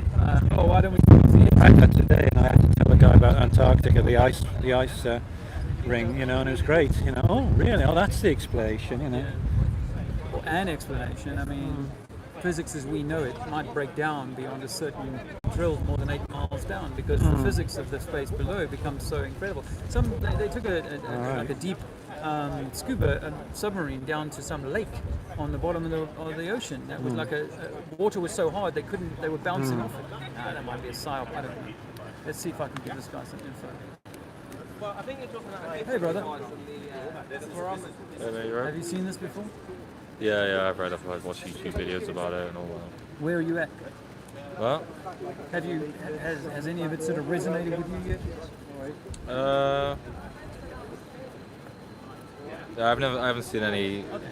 So if I was to ask you, what is your best proof and evidence that you live on a spinning ball? What would your answer be? I guess from other scientists who have said it to me before. Okay, so like if I was a religious person, why do they believe in their religion? They say because my priest tells me. Yeah, right? they were born in a certain. Yeah. So we've been born into a culture, as I was too, into a culture that said, no, we are these ants running around on a marble in the darkness of space. And then NASA came and gave us these brilliant photos of Earth from space. Yeah. Then I discovered those photos were actually just all computer composites. Artists' renditions of what we might look like from space. So then you start to drill into that and go, okay, so why aren't we sort of live streaming the Earth spinning? Put a camera on the moon, for example. And film us doing that. Why didn't you film us doing that when you went up there, for example? Yeah. They had space to take up a Land Rover, they had space to take up a set of golf clubs, but not to take a video camera that they could set up and go, watch the Earth turn for 12 hours while we're here. Yeah. No, I know. Yeah, I've heard all the points and stuff. I mean, it's one of those things, isn't it? I mean, I listen to don't even know Eddie Bravo and stuff like that. Yeah. Sam Tripoli and all that. I know all that. Yeah. I know Sam Tripoli doesn't believe the Earth is flat. Well, Eddie Bravo is a pretty powerful voice, and he's pretty, he's pretty funny. sort of robust in the way that he delivers his information. I think that's useful. Yeah.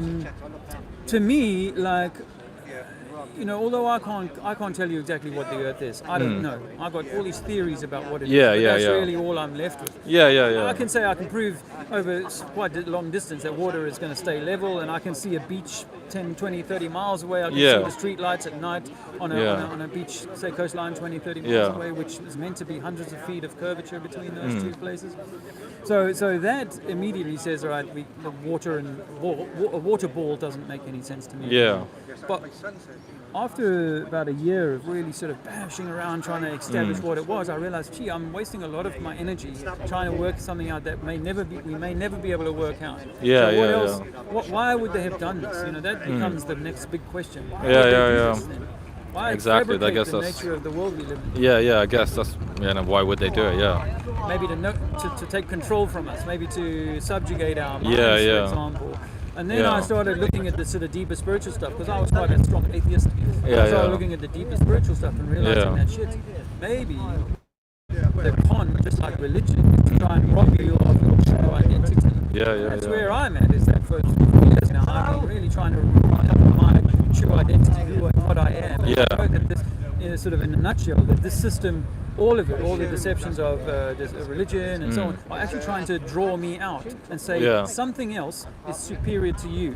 Something is more knowledgeable. The scientists are more knowledgeable than you, they're smarter than you. So don't just trust their maths. Trust them. The religious dudes are more well learned than you. They've interpreted the books better than you. So trust them. And actually, it comes back to ultimately trusting yourself. But then, what would happen then if you just took up like a science degree or something, and you did everything that they did, and then would you get led to the same conclusion? Yeah, exactly. Or would you be like, wait a minute, you've calculated this way, and you've been, what if I do it this way, and then it is flat?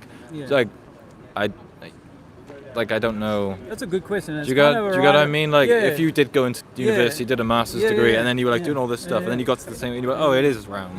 Well, I've been doing this street work for quite some time. Speaker's Corner and Talker there on a Sunday, and sometimes I get satellite engineers, people who've worked on satellite programs, other kinds of scientists, biologists, and so on, come at me with information. And so, as part of my own journey of discovery, I've had to go and relearn the science. I reckon I could probably write a science degree in about 3 months' time. I could probably finish the final paper in 3 months' time because I have such a deep insight now of the science. But something that people seem to forget is that you don't need a university to teach you. You're actually doing all the learning yourself. They're just handing you the book. And a teacher might say, oh, well, you've not understood this part of it, or that part of it. But you're actually still doing all the research. You can find it all online now. And so in the last 4 years, I've exhausted thousands of hours of my time where I gave up all TV and any other distractions that I had and spent all of that time researching the science that I was taught, reinforcing the science that I was taught. But all scientists will get back to this point that it's actually theoretical. The idea that say we take Einsteinian version of gravity and the bending of time-space. When I believed in it, I used to look at a computer-generated composite or image or video of how balls could float on space. And once upon a time, I saw a guy do a trampoline experiment where he put a heavy weight in the trampoline and then spins another lighter ball around that and says, look, see how it just sort of follows itself around in a bit of an ellipse and all this sort of stuff. So you have to, the reason why our education is so good and so clever is that for years and years and years you go through your junior school, high school of going, this is what science says, and this is the theory. So the better that you are at repeating and regurgitating that same theory, the more likely you are to become the professor of that same theory. Of course. It's just doctrine, isn't it? Absolutely. So if I got indoctrinated into one religion by my family, I'd be able to argue about that for hours with someone who was indoctrinated into another. If you were born in Saudi Arabia, you'd be Muslim. You'd be like, my God's real. And I discuss with Muslims in Speaker's Corner this stuff, and they'll come at me and say our book is perfect and it's written by divinely inspired and all this sort of stuff. So the same thing for science that we've been indoctrinated by. And I agree. But and they say that maths is the unequivocal language that we use, but I mean they use maths to say that the Earth the sun was Yeah, 3 yeah, million yeah. miles away. Then Yeah. Kepler said it was 27 million miles away. Then some guy came up with 103 million miles away, and today Yeah. we're settled at 93 million miles Yeah, away. yeah. So it's like the maths cannot be, it is Yeah, questionable. it should be exact, shouldn't it? It should, I you'd guess. expect that. Yeah, yeah, yeah. And then, of course, when you say, oh, well, I'll use the maths to prove that you live on a spinning ball, it's like, okay, but why can't you give me a model of how that water is going to bend? Yeah, Because yeah. you're too small.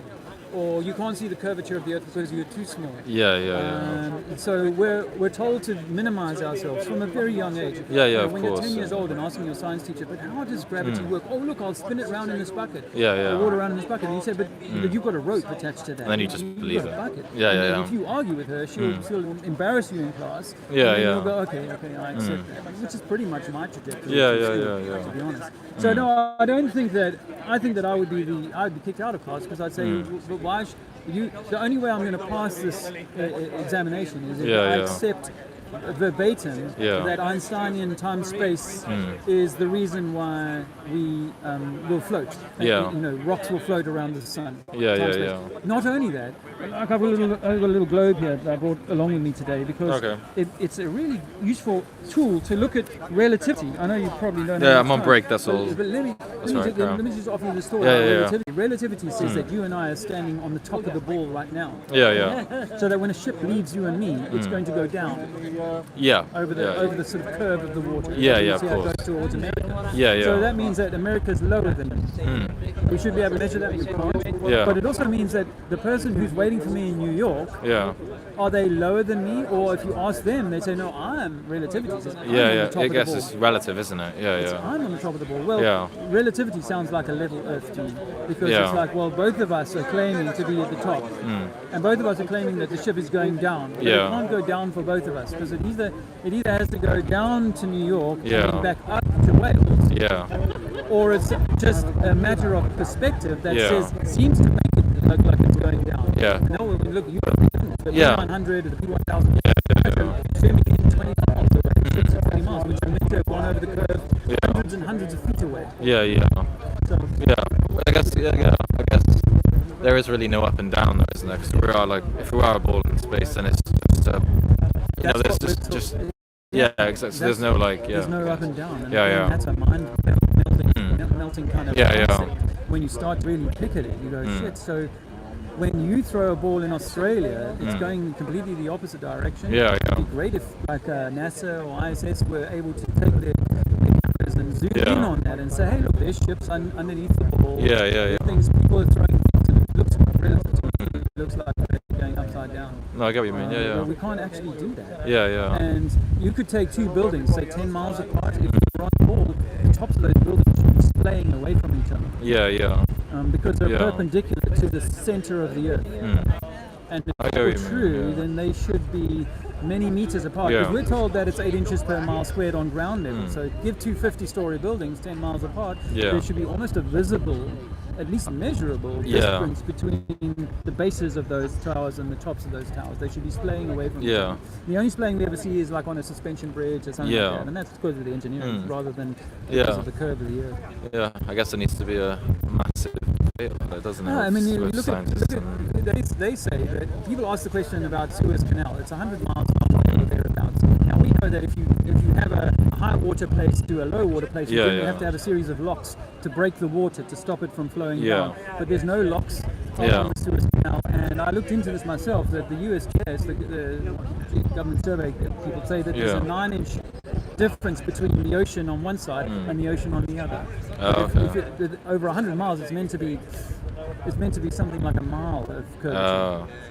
No, I So don't know. none of this, Yeah, none of this yeah. really. When you start to unpick the science that we were given when we were 5, and Johnny, Yeah, yeah. don't argue with teacher, just agree with her. Yeah, yeah, yeah. When you start to unpick it, which was for me, it was the 8 inches per mile squared, and 9/11, by the way. Today's 9/11. Yeah, it's 9/11 today, isn't it? But 5 years ago, someone said to me 9/11 was an inside job, and that ISIS was being funded by America, and I got angry Yeah, about yeah. those two bits of information. I know. But I wrote a book about my time in war in Angola in 1987, Oh, cool. where the CIA were on the ground Yeah. with us. Oh. Black okay. Ops. Yeah, Black You Ops, know, yeah. and they were carrying Stinger anti-aircraft missiles to fly Yeah. down the Russian planes. So, Yeah. so I know that there is a dark thing going on, and I think it was a good example. Yeah. I mean, there's so much shit just out there. You know. But so the question is, why are they doing that? It's something to do. Exactly. Yeah. Well, if you could find out why, then I guess you. Well, the philosopher Mencken said that the purpose of government is to provide a never-ending series of hobgoblins with which to frighten the populace. I think that's what they've done to us. 9/11, 7/7, Sandy Hook, all these things. You're just, asteroids are going to wipe you out like they wiped out the dinosaurs. These are things that are done to frighten us, because when you're in fear, you will seek an authority to give you some succor, some support. I get what you mean. And I think that's what they do to us, is that they keep us in a state of fear so that we never seek to empower ourselves. I think, there's proof that it definitely has happened before, but, I don't know, you can nitpick different ones, or maybe it didn't happen, it looks like it happened, but then it did, and it didn't, like that sort of thing. It happened in a different way. Yeah. Or the wars, or it's just a coincidence that made it look like it did happen, like that. There's like so many. It's not always just the government, is it, obviously? No, it's some guy can come up and shoot us all, and then it doesn't mean the government did it. If it suited the narrative, they would make that into a big exactly. They might use it anyway just to benefit themselves, even though they didn't do it. That sort of thing. Sorry about the hound. That's right. I gotta go anyway. I'm gonna give you a flyer. Yeah, give me a flyer. That's fine. Cheers, mate. Cheers. Thank you very much. Thank you. Nice speaking to you. Thank you. Bye. Yeah, I can't demonstrate pressure gradient. I'm gonna move away from the hound.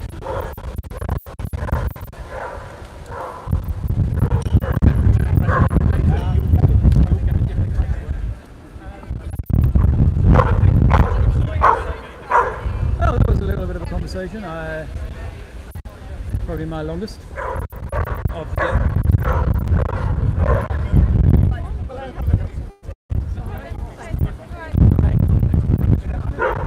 Some Welsh weather.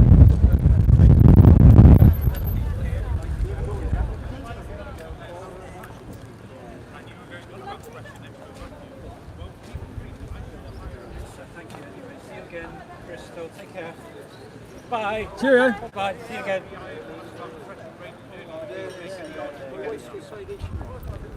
Take a flyer, be brave. Life-changing information. Life-changing information. Was 9/11 an inside job? How's my thinking, guys? Are we all right? You're saying the temperature, you're saying the thermosphere in our model. I can't really read this without putting my glasses on, so I'm not going to try it. You guys come to the conference if you're in England or the UK. Can you come to the conference this weekend? Yeah. Nice to see you. It'd be nice to see you. Here and now, outside of the laboratory. No, I can't. How you do it. So pressure is an energy density.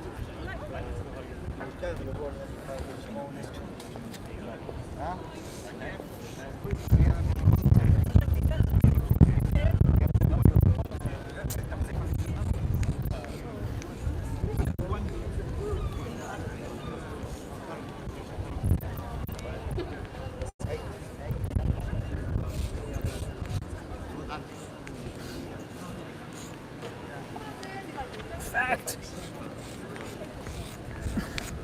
I mean, I know that people aren't liking the term flat Earth and they want to talk about ball deniers. But I'm not looking to mince my words. I find it works much better. I've got a flyer for you guys to take home. Some information. Great.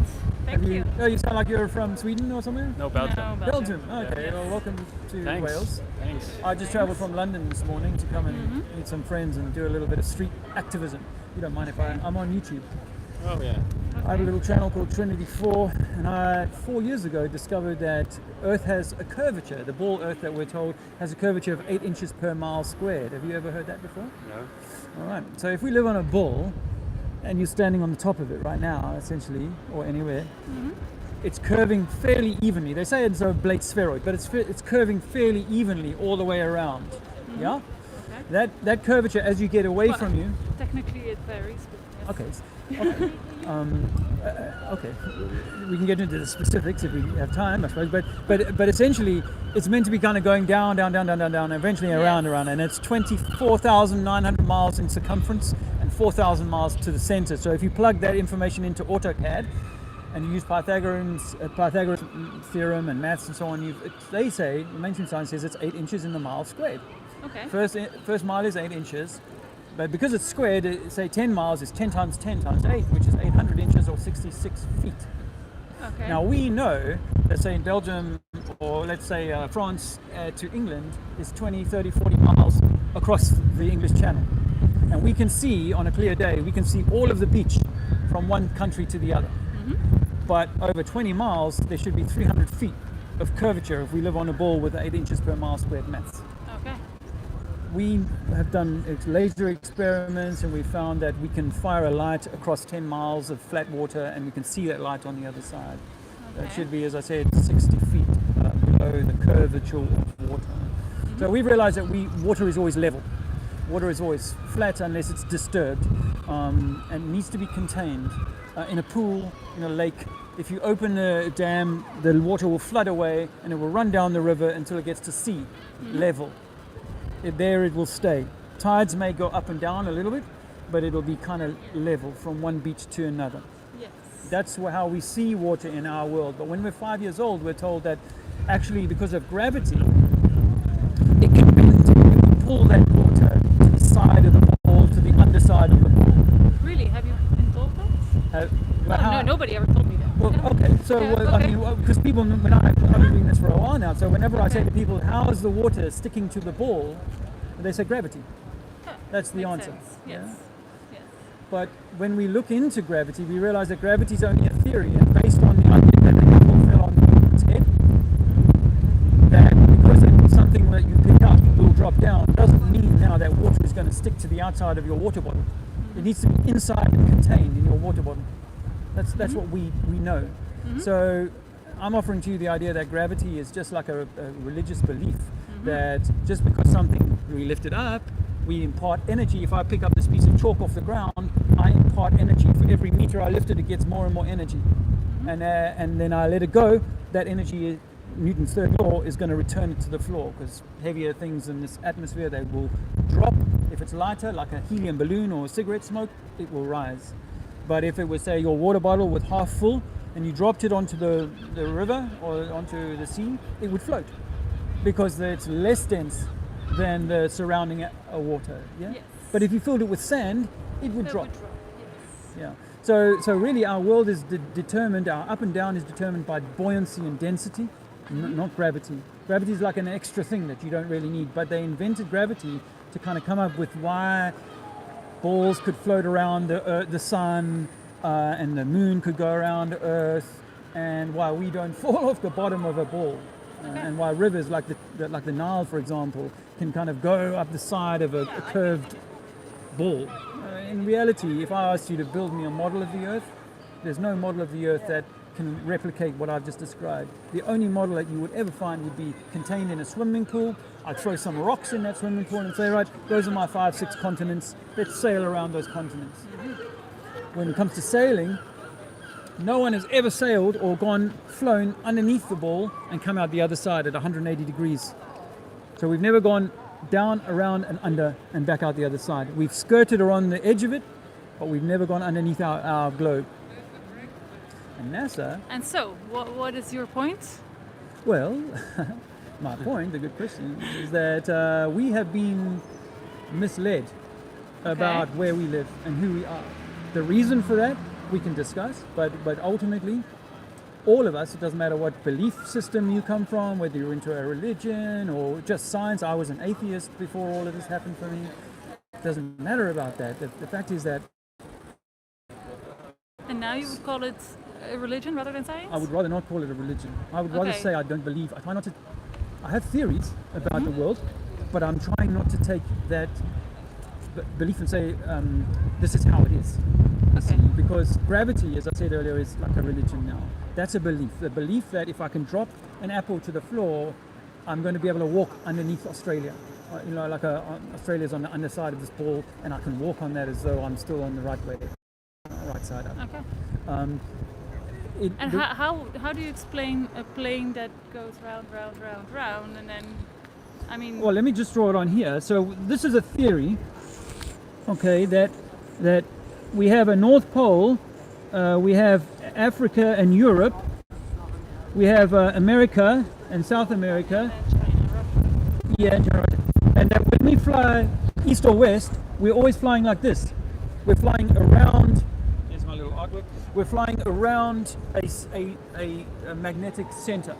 Okay. So when we look at flight plans on that style of map, they make a lot more sense than on a globe. Because, like, for example, if you fly from South Africa to Australia, they often route you, maybe they'll route you to Dubai.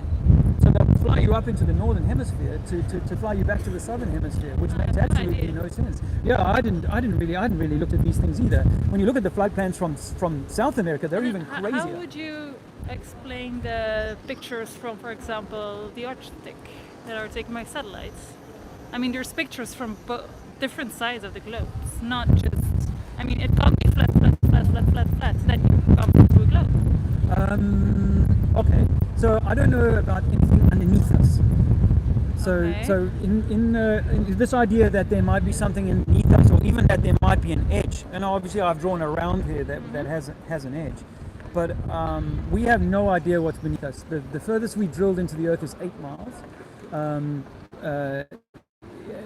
This idea everything melts. Everything melts, or actually, the higher we go, everything seems to melt or fail to work. So rocketry doesn't seem to work because the higher we go, we have less and less to push off. And guys have tried to use rocket fuel in a vacuum chamber in a science lab. They can't get it to ignite. So a lot of the things that we were taught to believe in actually don't make sense. So there was Sandra Bullock did a movie called Gravity some years ago. She looked like she was in outer space, but we all know that was done in the studio or with green screen.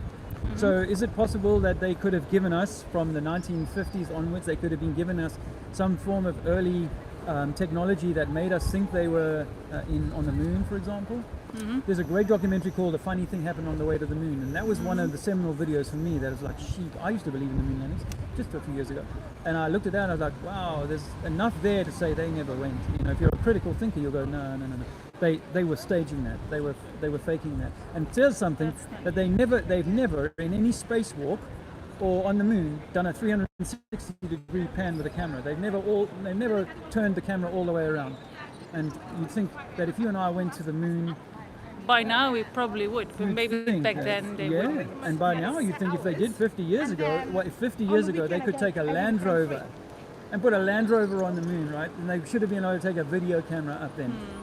If they could take a golf clubs up to the moon, they should have been able to take a video camera up then. Yeah, I think I must go. Now, I agree with you that they should investigate what's lower than 6 miles or 7 miles or 8 miles below, but that doesn't mean that we don't know what's on the other side. But I don't know that there's another side. I'm just saying I don't think in terms of there being another side, because if we went over some edge, we would fall off. That's logical. If there was an edge and we found it, we'd probably fall off it. That would be logical, But as far as we can explore, there's an Antarctic treaty that stops us from going too far. All countries, including Belgium, have signed it 50 years ago. And these countries have been at war with each other. All these big businesses, Shell, BP, you name it. Why aren't they down there exploring and making money? Good luck with it, though. Nice. Thanks for your time. Bye. Thanks for your time. All the best. Good afternoon, friends. Good afternoon. Nice to see you. Thanks for coming out today. We love shopping. We love shopping. We should be spending our time doing things other than shopping, but we've become so proud of our shopping skills. That was nice, the Belgian crew.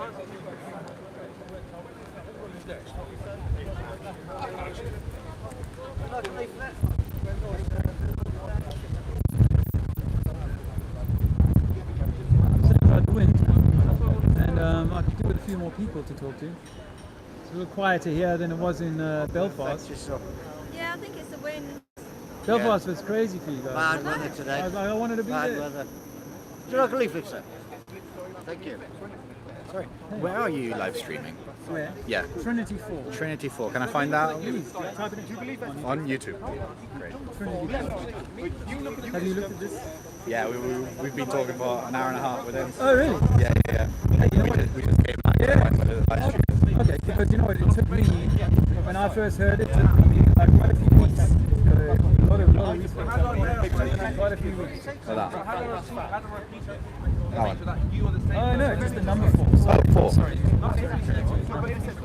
can pipe this argument to anything. You can and then just go to channel. Sorry, it's time. I'm gonna follow you. Oh, so that's the one. It's us. Now. Tap on it now and you'll see the screen. Yeah, probably. Sorry, I didn't mean to use that data. Probably your data. Look. Yeah, there we go. That's almost me. That's almost us. Hold on, there's a bit of lag. There we go. That's really weird. Well, we've been on it for like an hour and a half. Yeah, we were on so. both of them. Well, listen, Great. I mean, we know that we can't convince, we're not trying to convince. I say to people, I'm not here to convert you. Yeah, I'm yeah, here to yeah. alert you that we've been bamboozled, but it's fantastic when you find this out, when you work this out. If you work it out, then fantastic. Yeah, we basically came here just to explore your thinking, let's put it that way, because we found it quite interesting. Well, I'm pretty well practiced at this. Is there any questions that they haven't answered for yet? Not really, no. Yeah. I mean, you dealt with all the where's the edge or whatever. Yeah, we've dealt with all And what about let's dial back on, because one of the things that my father and I fell out over when I first brought this to his attention in 2015, 2016, I said, Dad, I think the Earth is flat, and he's a seaman. He was at sea all his life, so he was like, so tell me how it works. And that was where he and I fell apart, because I don't know how it works. I've got some theories, but we've gotten lost on theories actually too much. So I am able to confidently say that the theory of gravity, the idea that because I've picked something up will mean that a ball will hold water to its underside, doesn't work in physics. In real physics, water is always liquid.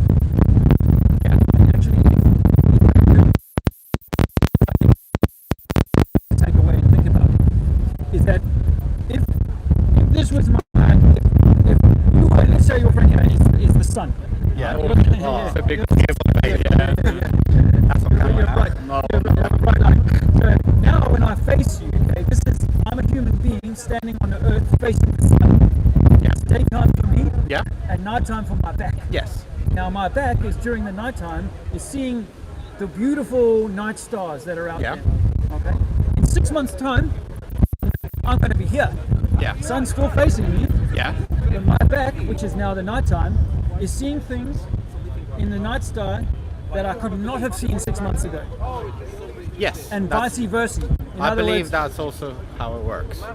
Because there's some constellations you can see in the winter and some you can see in the summer. That's right. But that can be explained by distance and perspective and so on. But we can get into that. The point is that I can see some of the same stars tonight 6 months ago as I did 6 months ago. Yeah. But that should be impossible if you were my spine, because the whole of the Earth, this massive 24,000 miles circumference ball, is blocking and occluding the night.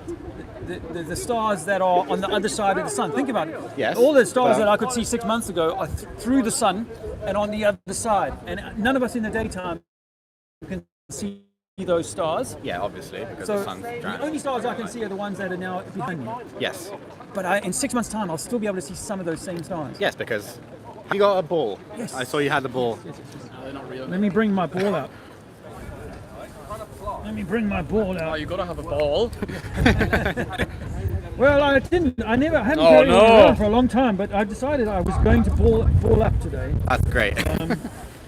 But let me just find it in my rush. my tight sack. I mean, we've lost our other friend. Yeah. Oh, good.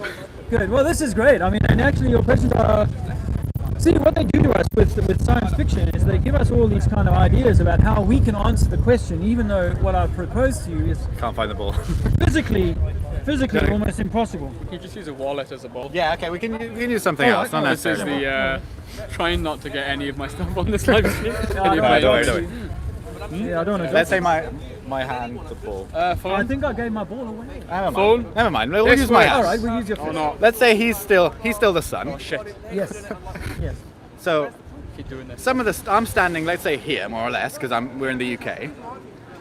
So some of the stars I'm going to see are going to be above me, but they're so far away that the distance between like when I'm here or when I'm on the other side of the sun, so 6 months later, it's negligible compared to how far the stars are away. Like the angle is negligible because the stars are trillions of kilometers away, but the distance between me and the sun is big. It's a lot. It's very big, but it's nothing compared to the other distance.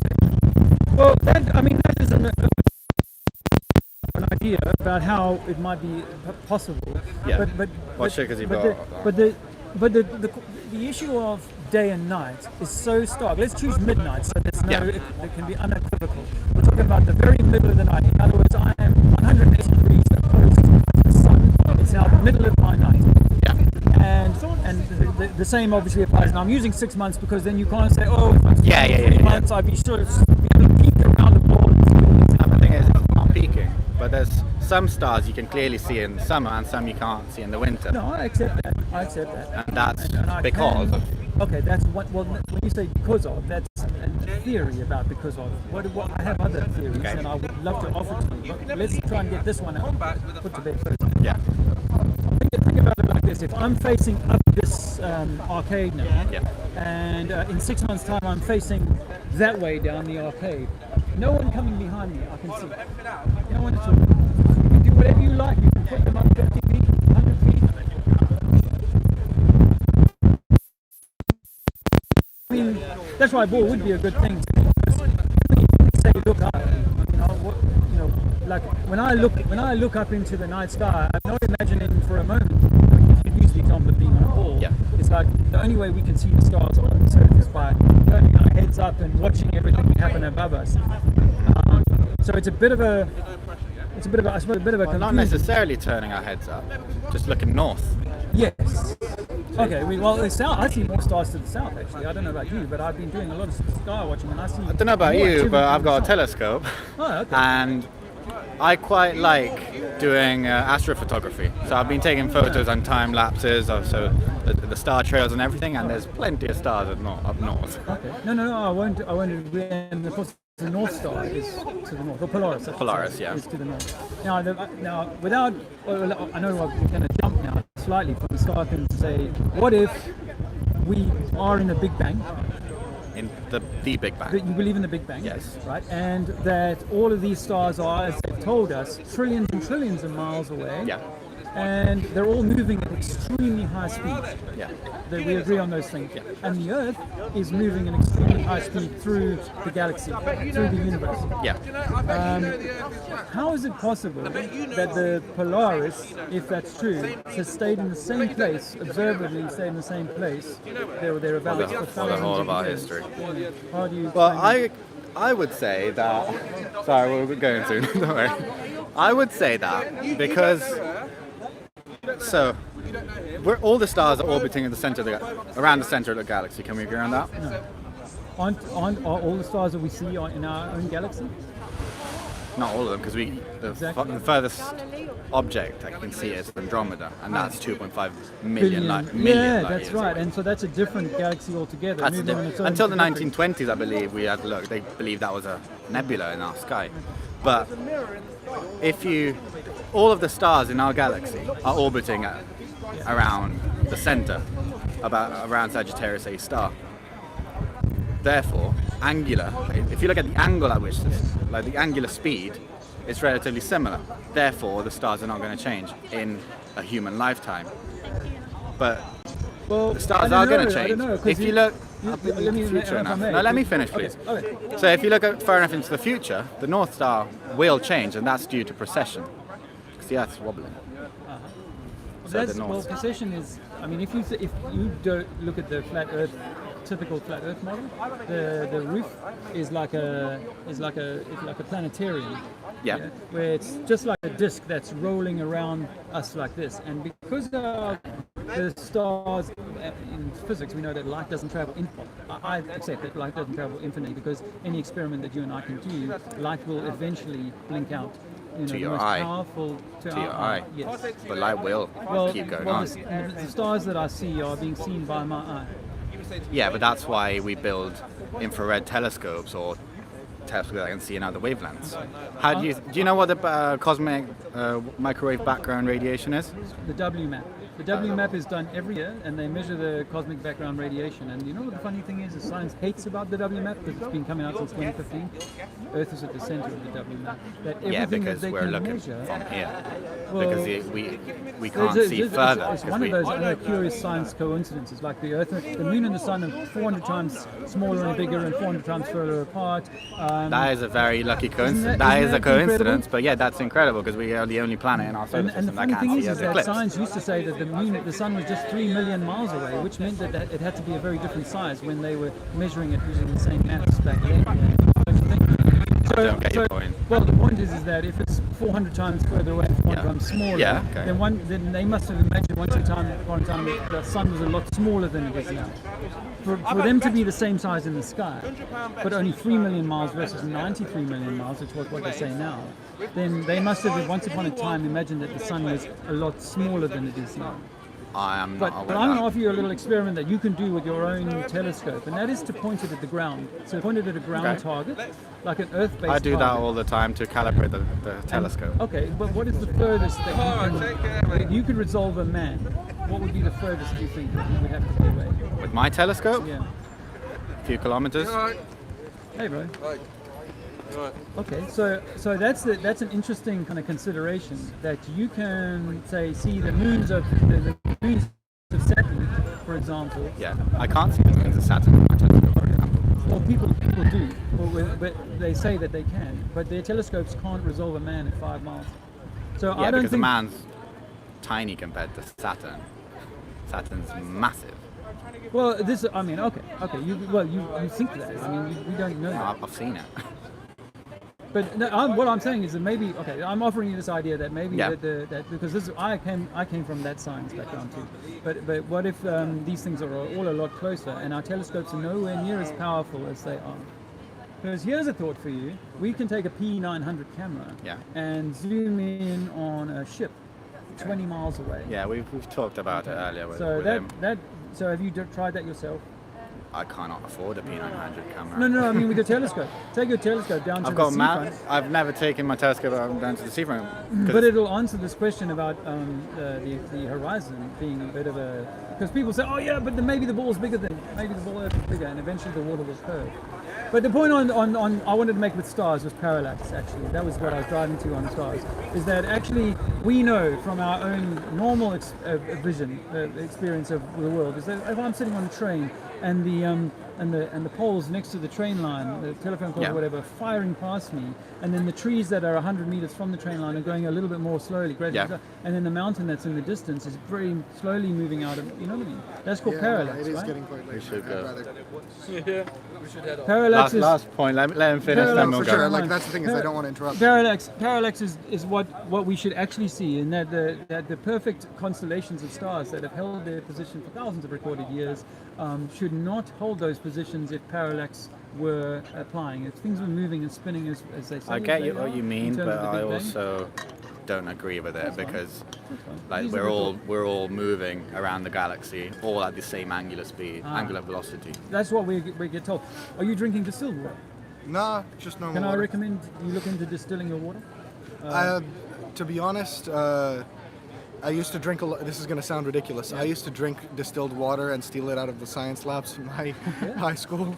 And the reason I did that was because I was told it was disgusting and bad for you and stuff like that. When it looks like everything else that's on its head.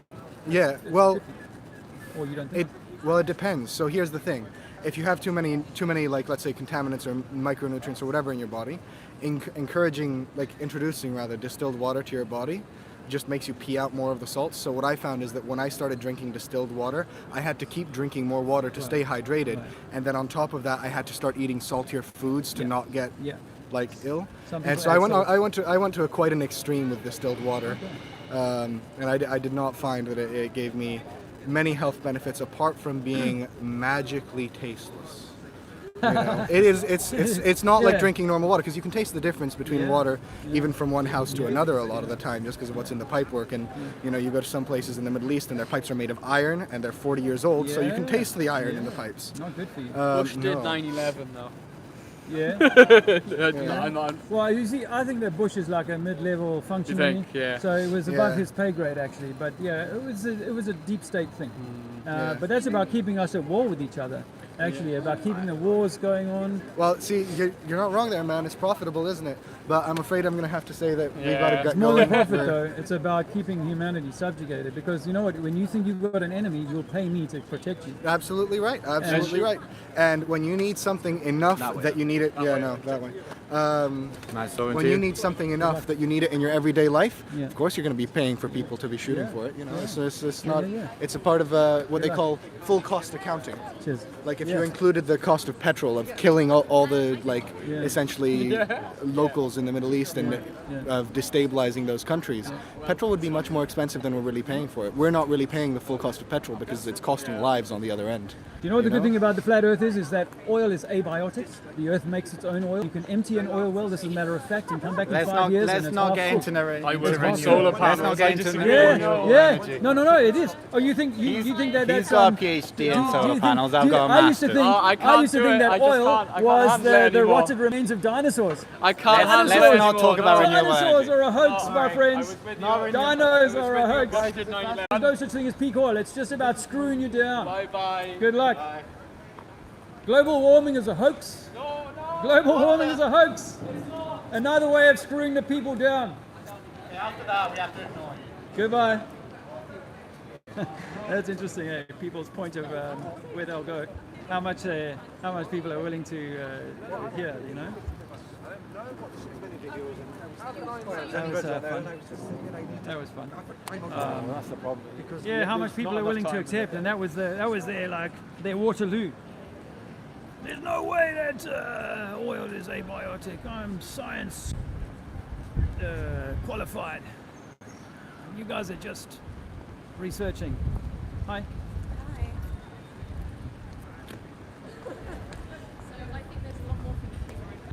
Oh yeah, that got your attention. Sorry? Yeah. What's your favourite proof that you live on a spinning ball? Have you actually seen the I'll move away. Have we seen the Netflix?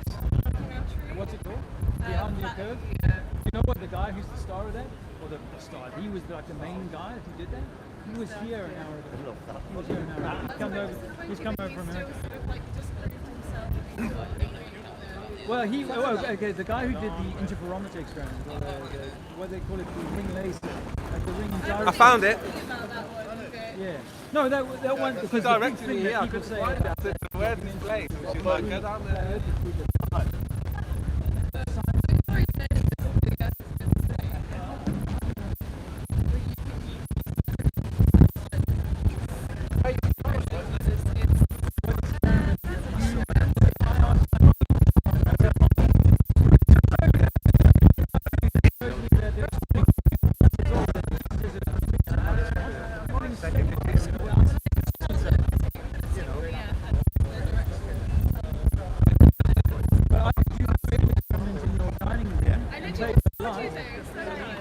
Yeah. But the sundial. One distinct point and one of rotation. 360 degree plane. That's plane, is what we say, the plane.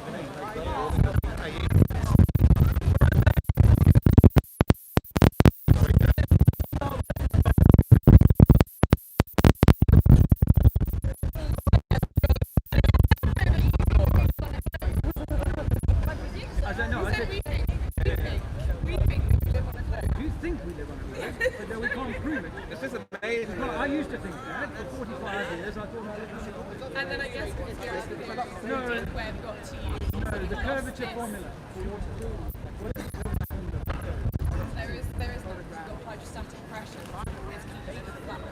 So flat is level. Well, it's not equal, no. There's hydrostatic pressure. Okay, I get pressure. I was going to say, don't argue with the classic biology. Wow, so this is really going to hurt you. This really hurts. It really hurts, you know, the more you've been educated by the system. You know, It's not the system that's educated me, but if you actually. say... It's very important for people to choose that the system is my only source of education, or the internet. And actually, I know that Bible exists, and I go and do my own. So if we live on a ball, and It's not a ball, it's a like steroid. like spheroids, what scientists say, right? If we live on a spheroid, and I can see you're so keen to get the discussion. No, I'm listening. If we live on a spheroid, and I'm in Wales and I want to travel to America, is America lower than me or at the same level? I can't tell you that exactly. Why not? You're well educated. You said that hydrostatic pressure makes the water go round. It's not hydrostatic pressure is flat. So if it's flat, if you put water in a glass, it's not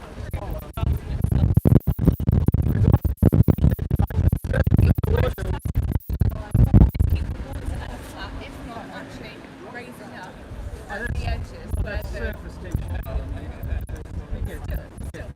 why is your theory not that there is an inverse? I'm not going to. If you're trying to use water to prove this sort of theory that the Earth is a ball. Let's I'm halfway down Africa here. Let's say that in your theorem, so what is your theorem that the Earth is flat to you? Okay, well, so I come back to what I was saying about water. So if I gave you your glass of water and said, look, aside from the surface tension that's convexing it like that, let's expand the water to a lake, right? A lake is 1 mile across. Yep. Now, you and I are standing on either side of that lake, and we can prove using lasers or any other such tool that there is a curve, as in stated within there that is documentary. No curve. That National Geographic is part of the. Come on, if this is true, National right? Geographic play are devil's scientific advocate for a moment. explorers that are. Okay. Yeah, play I'm happy devil's to advocate play. for a moment. If this is true, then don't you think that the people who've taught us this own the media? No. Okay. That in Well, itself that's is what- another conspiracy theory. Okay. And I think this in itself is a conspiracy theory based on. Okay, but I'm asking and you to don't play get me devil's wrong. advocate. Again, I like to Allow play me. devil's advocate. Allow No, me. yeah. Allow me. So if I was to say to you that the Suez Canal, which is 100 miles long, and scientifically provably level from one side to another. But it's still not level scientifically. So when you say water is flat, what do you mean by I'm saying that in general, so if you have no turbulence, no disruption to the water surface, stable water. Hydrostatic pressure will keep these molecules at a linear constant, with exception to the edges, where they will convex or concave, whatever you want to, dependent on the nature of the embankment or the surface that it's reaching. Great. So at what point does that hydrostatic pressure ease off such that it could start to bend the water on the surface? Well, there is no bending. It's only when it reaches, like I said, an embankment or a point or a mass of a different density. If you want to get to. So if I was to give you Lake Victoria, for example, which is a huge lake, or some other huge lake that you might know of, would you agree then that the water was level from one side to the other, except for a little bit of tension on the edges? If there's no disturbance, No disturbance. then, Let's not put any wind or anything else. Equal amount of downward pressure from the environment. In a small contained environment, then there will be leveling centrally, but on the edges, on your marginals, you're still going to have this tapering, convex or concave. I'm wanting to expand from, say, the cup to the bath, to the swimming pool, an Olympic swimming pool 50 meters long, to, as I said, Lake Victoria, or the Suez Canal. But regardless of the size of the water body, you cannot change the fundamental laws of water, of physics, of hydrostatic pressures. Okay, so the physics of water say level. No, the physics of water do not say level. So, but you just said that it's going to be flat or level. I said at a point. So in a centric point, you're going to have this leveling, but there is always going to be, at the marginals or at the edges, you're going to have... Okay, but I'm not... Let's try and... Can we just let the edges go for a little while? No, because if you let the edges go, then you've got no parameter in which this water is being contained. Okay, so water needs to be contained? No, it needs to be contained, but there's... Why not? Because it's water, you can't contain it when it falls from the sky. Of course, it's in a uniform shape when it's falling in raindrops. But then again, the shape of a raindrop, think about it. If the Earth was flat and we had no gravitational pressure, raindrops would be square. Surely they'd be uniform in shape. So why are they heavier at the bottom than at the top? Well, there is a force acting upon them, which is creating this teardrop shape. Yeah, I think that's called also called So That's called gravity. as it falls. That's called gravity. No, I mean you can call it gravity one. I won't argue with that. But when the water hits the floor Yeah. and starts to cool. So it will again, gather- hydrostatic pressure Okay, dictates that the okay. water will level out at a centric point. Okay, so it'll gather in a pool. And Centric, let's say yeah. the puddle is 1 meter across. Okay. Yes, I accept at the edges there might be some kind of meniscus, at the edge.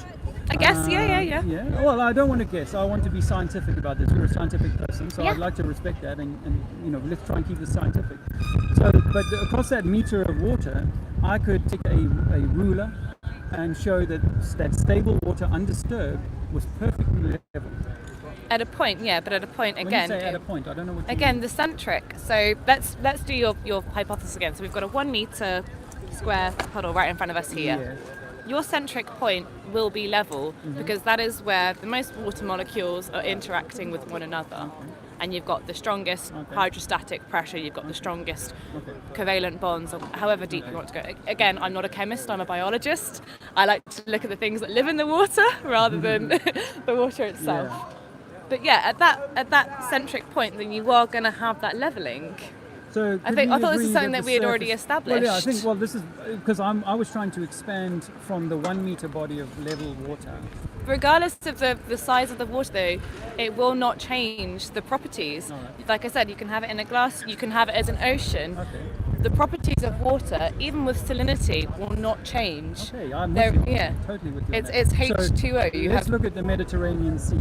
Then. okay, well, Black Sea. No, the Mediterranean. Mediterranean. Okay? And if I was to say use the example of the 1 meter pool, but now to expand it up to the Mediterranean, and say that over the span from say 100 miles across one point to another point of the Mediterranean, would I find that water, because of the hydrostatic pressure, to be level? On a still day. At a centric point, yes. At the edges, no. Okay. But in the How seas, much it's of the very edge do you mean unlikely. when you mean that? It's very dependable, depending on your bed substrate, depending on your embankment, depending on your turbidity. Yeah. If you've got So you anthropogenic get swell. influence in that area. Yeah. Okay, but you get swell, but these are Yeah, kind of course, but then these are that's the gravitational influence of the moon rather than the gravitational influence of Earth. Let's not get to the moon just yet, because the gravitational influence of the moon seems to have no effect on the Swedish archipelago, which is tens of thousands. Where of did you square read that? miles. Sorry, what's your source? Well, I help an old lady with who lives up the road, and she spent many years sailing around there, and she said there's no time. So personal, Yeah. personal anecdote rather than scientific evidence or theorem. Isn't the beginning of any scientific? Of course, but I don't think it's very fair to present personal anecdotes in a way that presumes that they are a scientific fact or But evidence. no, we can actually. If we're going to measure have a fair, tides. if we're going to have a fair discussion about this, Okay. Well, we can measure tidal rise and fall here in Wales, and Yes, we can of course, measure of it course. up in Scotland. you have inshore, offshore, you have Okay. low tide, high So- tide, but so the if high they were tide to and say low to tide you- does correspond with. So we have neap. Neap tides and spring tides. So every 2 weeks we have a neap tide where we get low lows and high highs, and then every 2 weeks we get a spring tide where we have high lows and low highs. Now we could have a conversation. I'd like to have But a that is conversation due to the about influence of the moon, and that's their lunar phases. That's why it's on a 2-week basis. so badly. It's unbelievable. But this is really I don't wanna unfortunate, get lost though, on the that moon. I don't you wanna get think lost I'm on the moon. indoctrinated because I'm educated. Unfortunately, we were all. Don't take But I it can personally. verify No, what's go on, being carry on, said sorry. Don't take because it it's on a personally. 4-week basis, which is the lunar calendar. So you've got 14 days of this spring influence and then 14 days of a neap influence. I want to offer you one thing on the moon, but I want to get back to the Mediterranean because this example of the sea or the water is so important. Firstly, to say that if it were true that the moon were causing our tides, then the highest tides would be near the equator and the smallest tides would be near the north. And actually, it's inverted. We get massive tides up here in the UK, and we get almost no tides down in the Maldives and places like that, which is at odds with that theory. But I don't want to get lost in the moon just yet because the water thing is so important. You see, because over the course of 100 miles, if we live on a ball, according to the science that we're given, now this is not my science, this is Pythagoras' science, this is AutoCAD. Sorry, saying what's Pythagoras' theorem then? on which So part? A plus B squared equals C squared. That's Pythagoras' theorem. makes me want to All make right, you in the buddy. future. Yeah, Hopefully with my I look son forward the to it. same. Thanks for coming out. Because, Yeah, thank you. still have a good Let me just finish this conversation. No, I don't want to get lost on that. I just want to no, offer because if you you're going this. to if you're going to quote Pythagoras' yeah. theorem to me, you should at least have an Okay. understanding of what it is. Well, I think and what which we're I've just talking told about you, which here is a is- squared plus b Yes. squared equals Yes. c squared. So Yes. the sum of c is the sum of a and b, and without a and b, you cannot have this. Okay, but that we are talking about Euclidean geometry But now. you just non-Euclidean but you geometry, just I wanna brought bring back you to up non- into if you want to go into fluid dynamics, then we can, honey. Like, but No. But I want to say that because it's non-Euclidean geometry that is used to say that we live on but, a. but water is a Euclidean property. It is a Euclidean It property. can and exhibit that's all why it's three used for states. leveling. But now we're talking about the bending of the surface So of where's water. your theorem We with haven't- ice then? Allow me. Okay, please. okay, no, Allow me to devil's finish. advocate. Allow me to finish. Because living on a ball or a globe or a oblate spheroid, as they say, requires for there to be a surface bending of water. Which That's there is. unfortunately the case. Which there is a marginal region. Now AutoCAD says it's 8 inches in the mile squared, which means that over 100 miles, you should be looking at about almost a mile of bending of that water, meaning your friend 100 miles away from you on a beach, 100 miles away from you, should be a mile lower than you. I know it's nuts. No, but that's what we're taught. no, because you're putting the application of this equation in incorrectly. Okay. You're not using this equation to the correct application of which it's meant for. Just because you're saying 100 meters of whatever, thus there's be a mile of bending. That isn't how it works. No, it's level. Water is always level. It's and not you're- always level though. But I thought we'd established. I thought I was making so much progress with you. Me too. But no, but you're wanting to get lost on the edge and the beach. You know what? There's a little Because bit of that tide is at a the law beach. that will not change. There's at every single edge, at every single point, you're always going to have this bending. Yeah, okay. But I don't mind. I've got no issue with there being a curve convexing at the edge. I've got no issue with that. But our Earth science or our globe science says that we should actually have massive amounts So of surely, bulge. if you're admitting that there is this convex at the edge, Yes. and you're saying that it's parallel constantly, and Earth is a concave, you're reaching this linear point of straight. Straight, yeah. I'm saying it's level. Which is why, because you can't have an opposite and a. So if you've got water going upwards, Yes. and the Earth is going downwards. How's the Earth going? See, it doesn't matter the shape of the container. You'll know this from your work as a biologist underwater. It doesn't matter how undulating. But we're not talking is about the container surface. now. We're talking about You are, the you said Earth the itself. Which is not a container. No. The Earth in itself is not a container. The Earth in itself is a All right, so I go on to go back to being your geomorphical. child. I want to go back to being your child and say, you say to me that the water is sitting on the outside of the container. It's not sitting on the outside of the container. No. So it's being contained. The water in itself, Yes. I guess to some extent is being contained because water does not penetrate fully down into the Earth's core. Okay, fine. I'll humour you with that. But there is still pockets where it's being. Oh, it's raining. It's pretty Yeah. grim. There are still pockets where the water in itself, you cannot just let it flow freely everywhere. So it needs to be contained. This is what we're saying. So I'm offering you, just as a way to go away with this, because I know it's hard, and I'm not going to change your mind, and I'm not trying to. But I'm offering you this idea that we know that through fluid dynamics, we know that unless you contain the water, it will run away until it But finds then, its what most do you say about local- land? Surely then all land is contained, and then it's just water that is I say that, uncontained. Yeah, I say that we are living in like a big lake, actually, that there has to be some rim, otherwise the water would flow away. So the fact that we are the blue planet and we've got this high percentage Blue of marble. water. I used to believe in the blue marble, and then I found out that all of the blue marble images are computer composites. They're not. I promise you, NASA From the has admitted. ISS? Yes. The ISS says they can't get high enough to give you the blue No, marble. yes they can. Oh, sweet. No. I really wish you would watch the ISS live streams. Yeah. Honestly. I've watched the ISS live and you streams. see. Have you seen bubbles in space? Have you seen the evidence that we've got in the pub? Yes, because again. Have you seen the evidence? Again, it's differing gravitational energies within space. You're working in a space where you've got no air, you've got a vacuum, you've got no gravitational influence of the moon or of the Earth. Yeah. You're in basically like a free domain, which is why water properties exist so differently. Water within space comparative to water on Earth. Mm-hmm. Well, I mean, we're talking theories that you and I can't actually experience for ourselves. But we have as a society, we have the evidence, we have the reports, we have the documentation. Yeah. There is evidence of No, that's fine. No. Well, what I used to believe in the moon landings, the space shuttle. I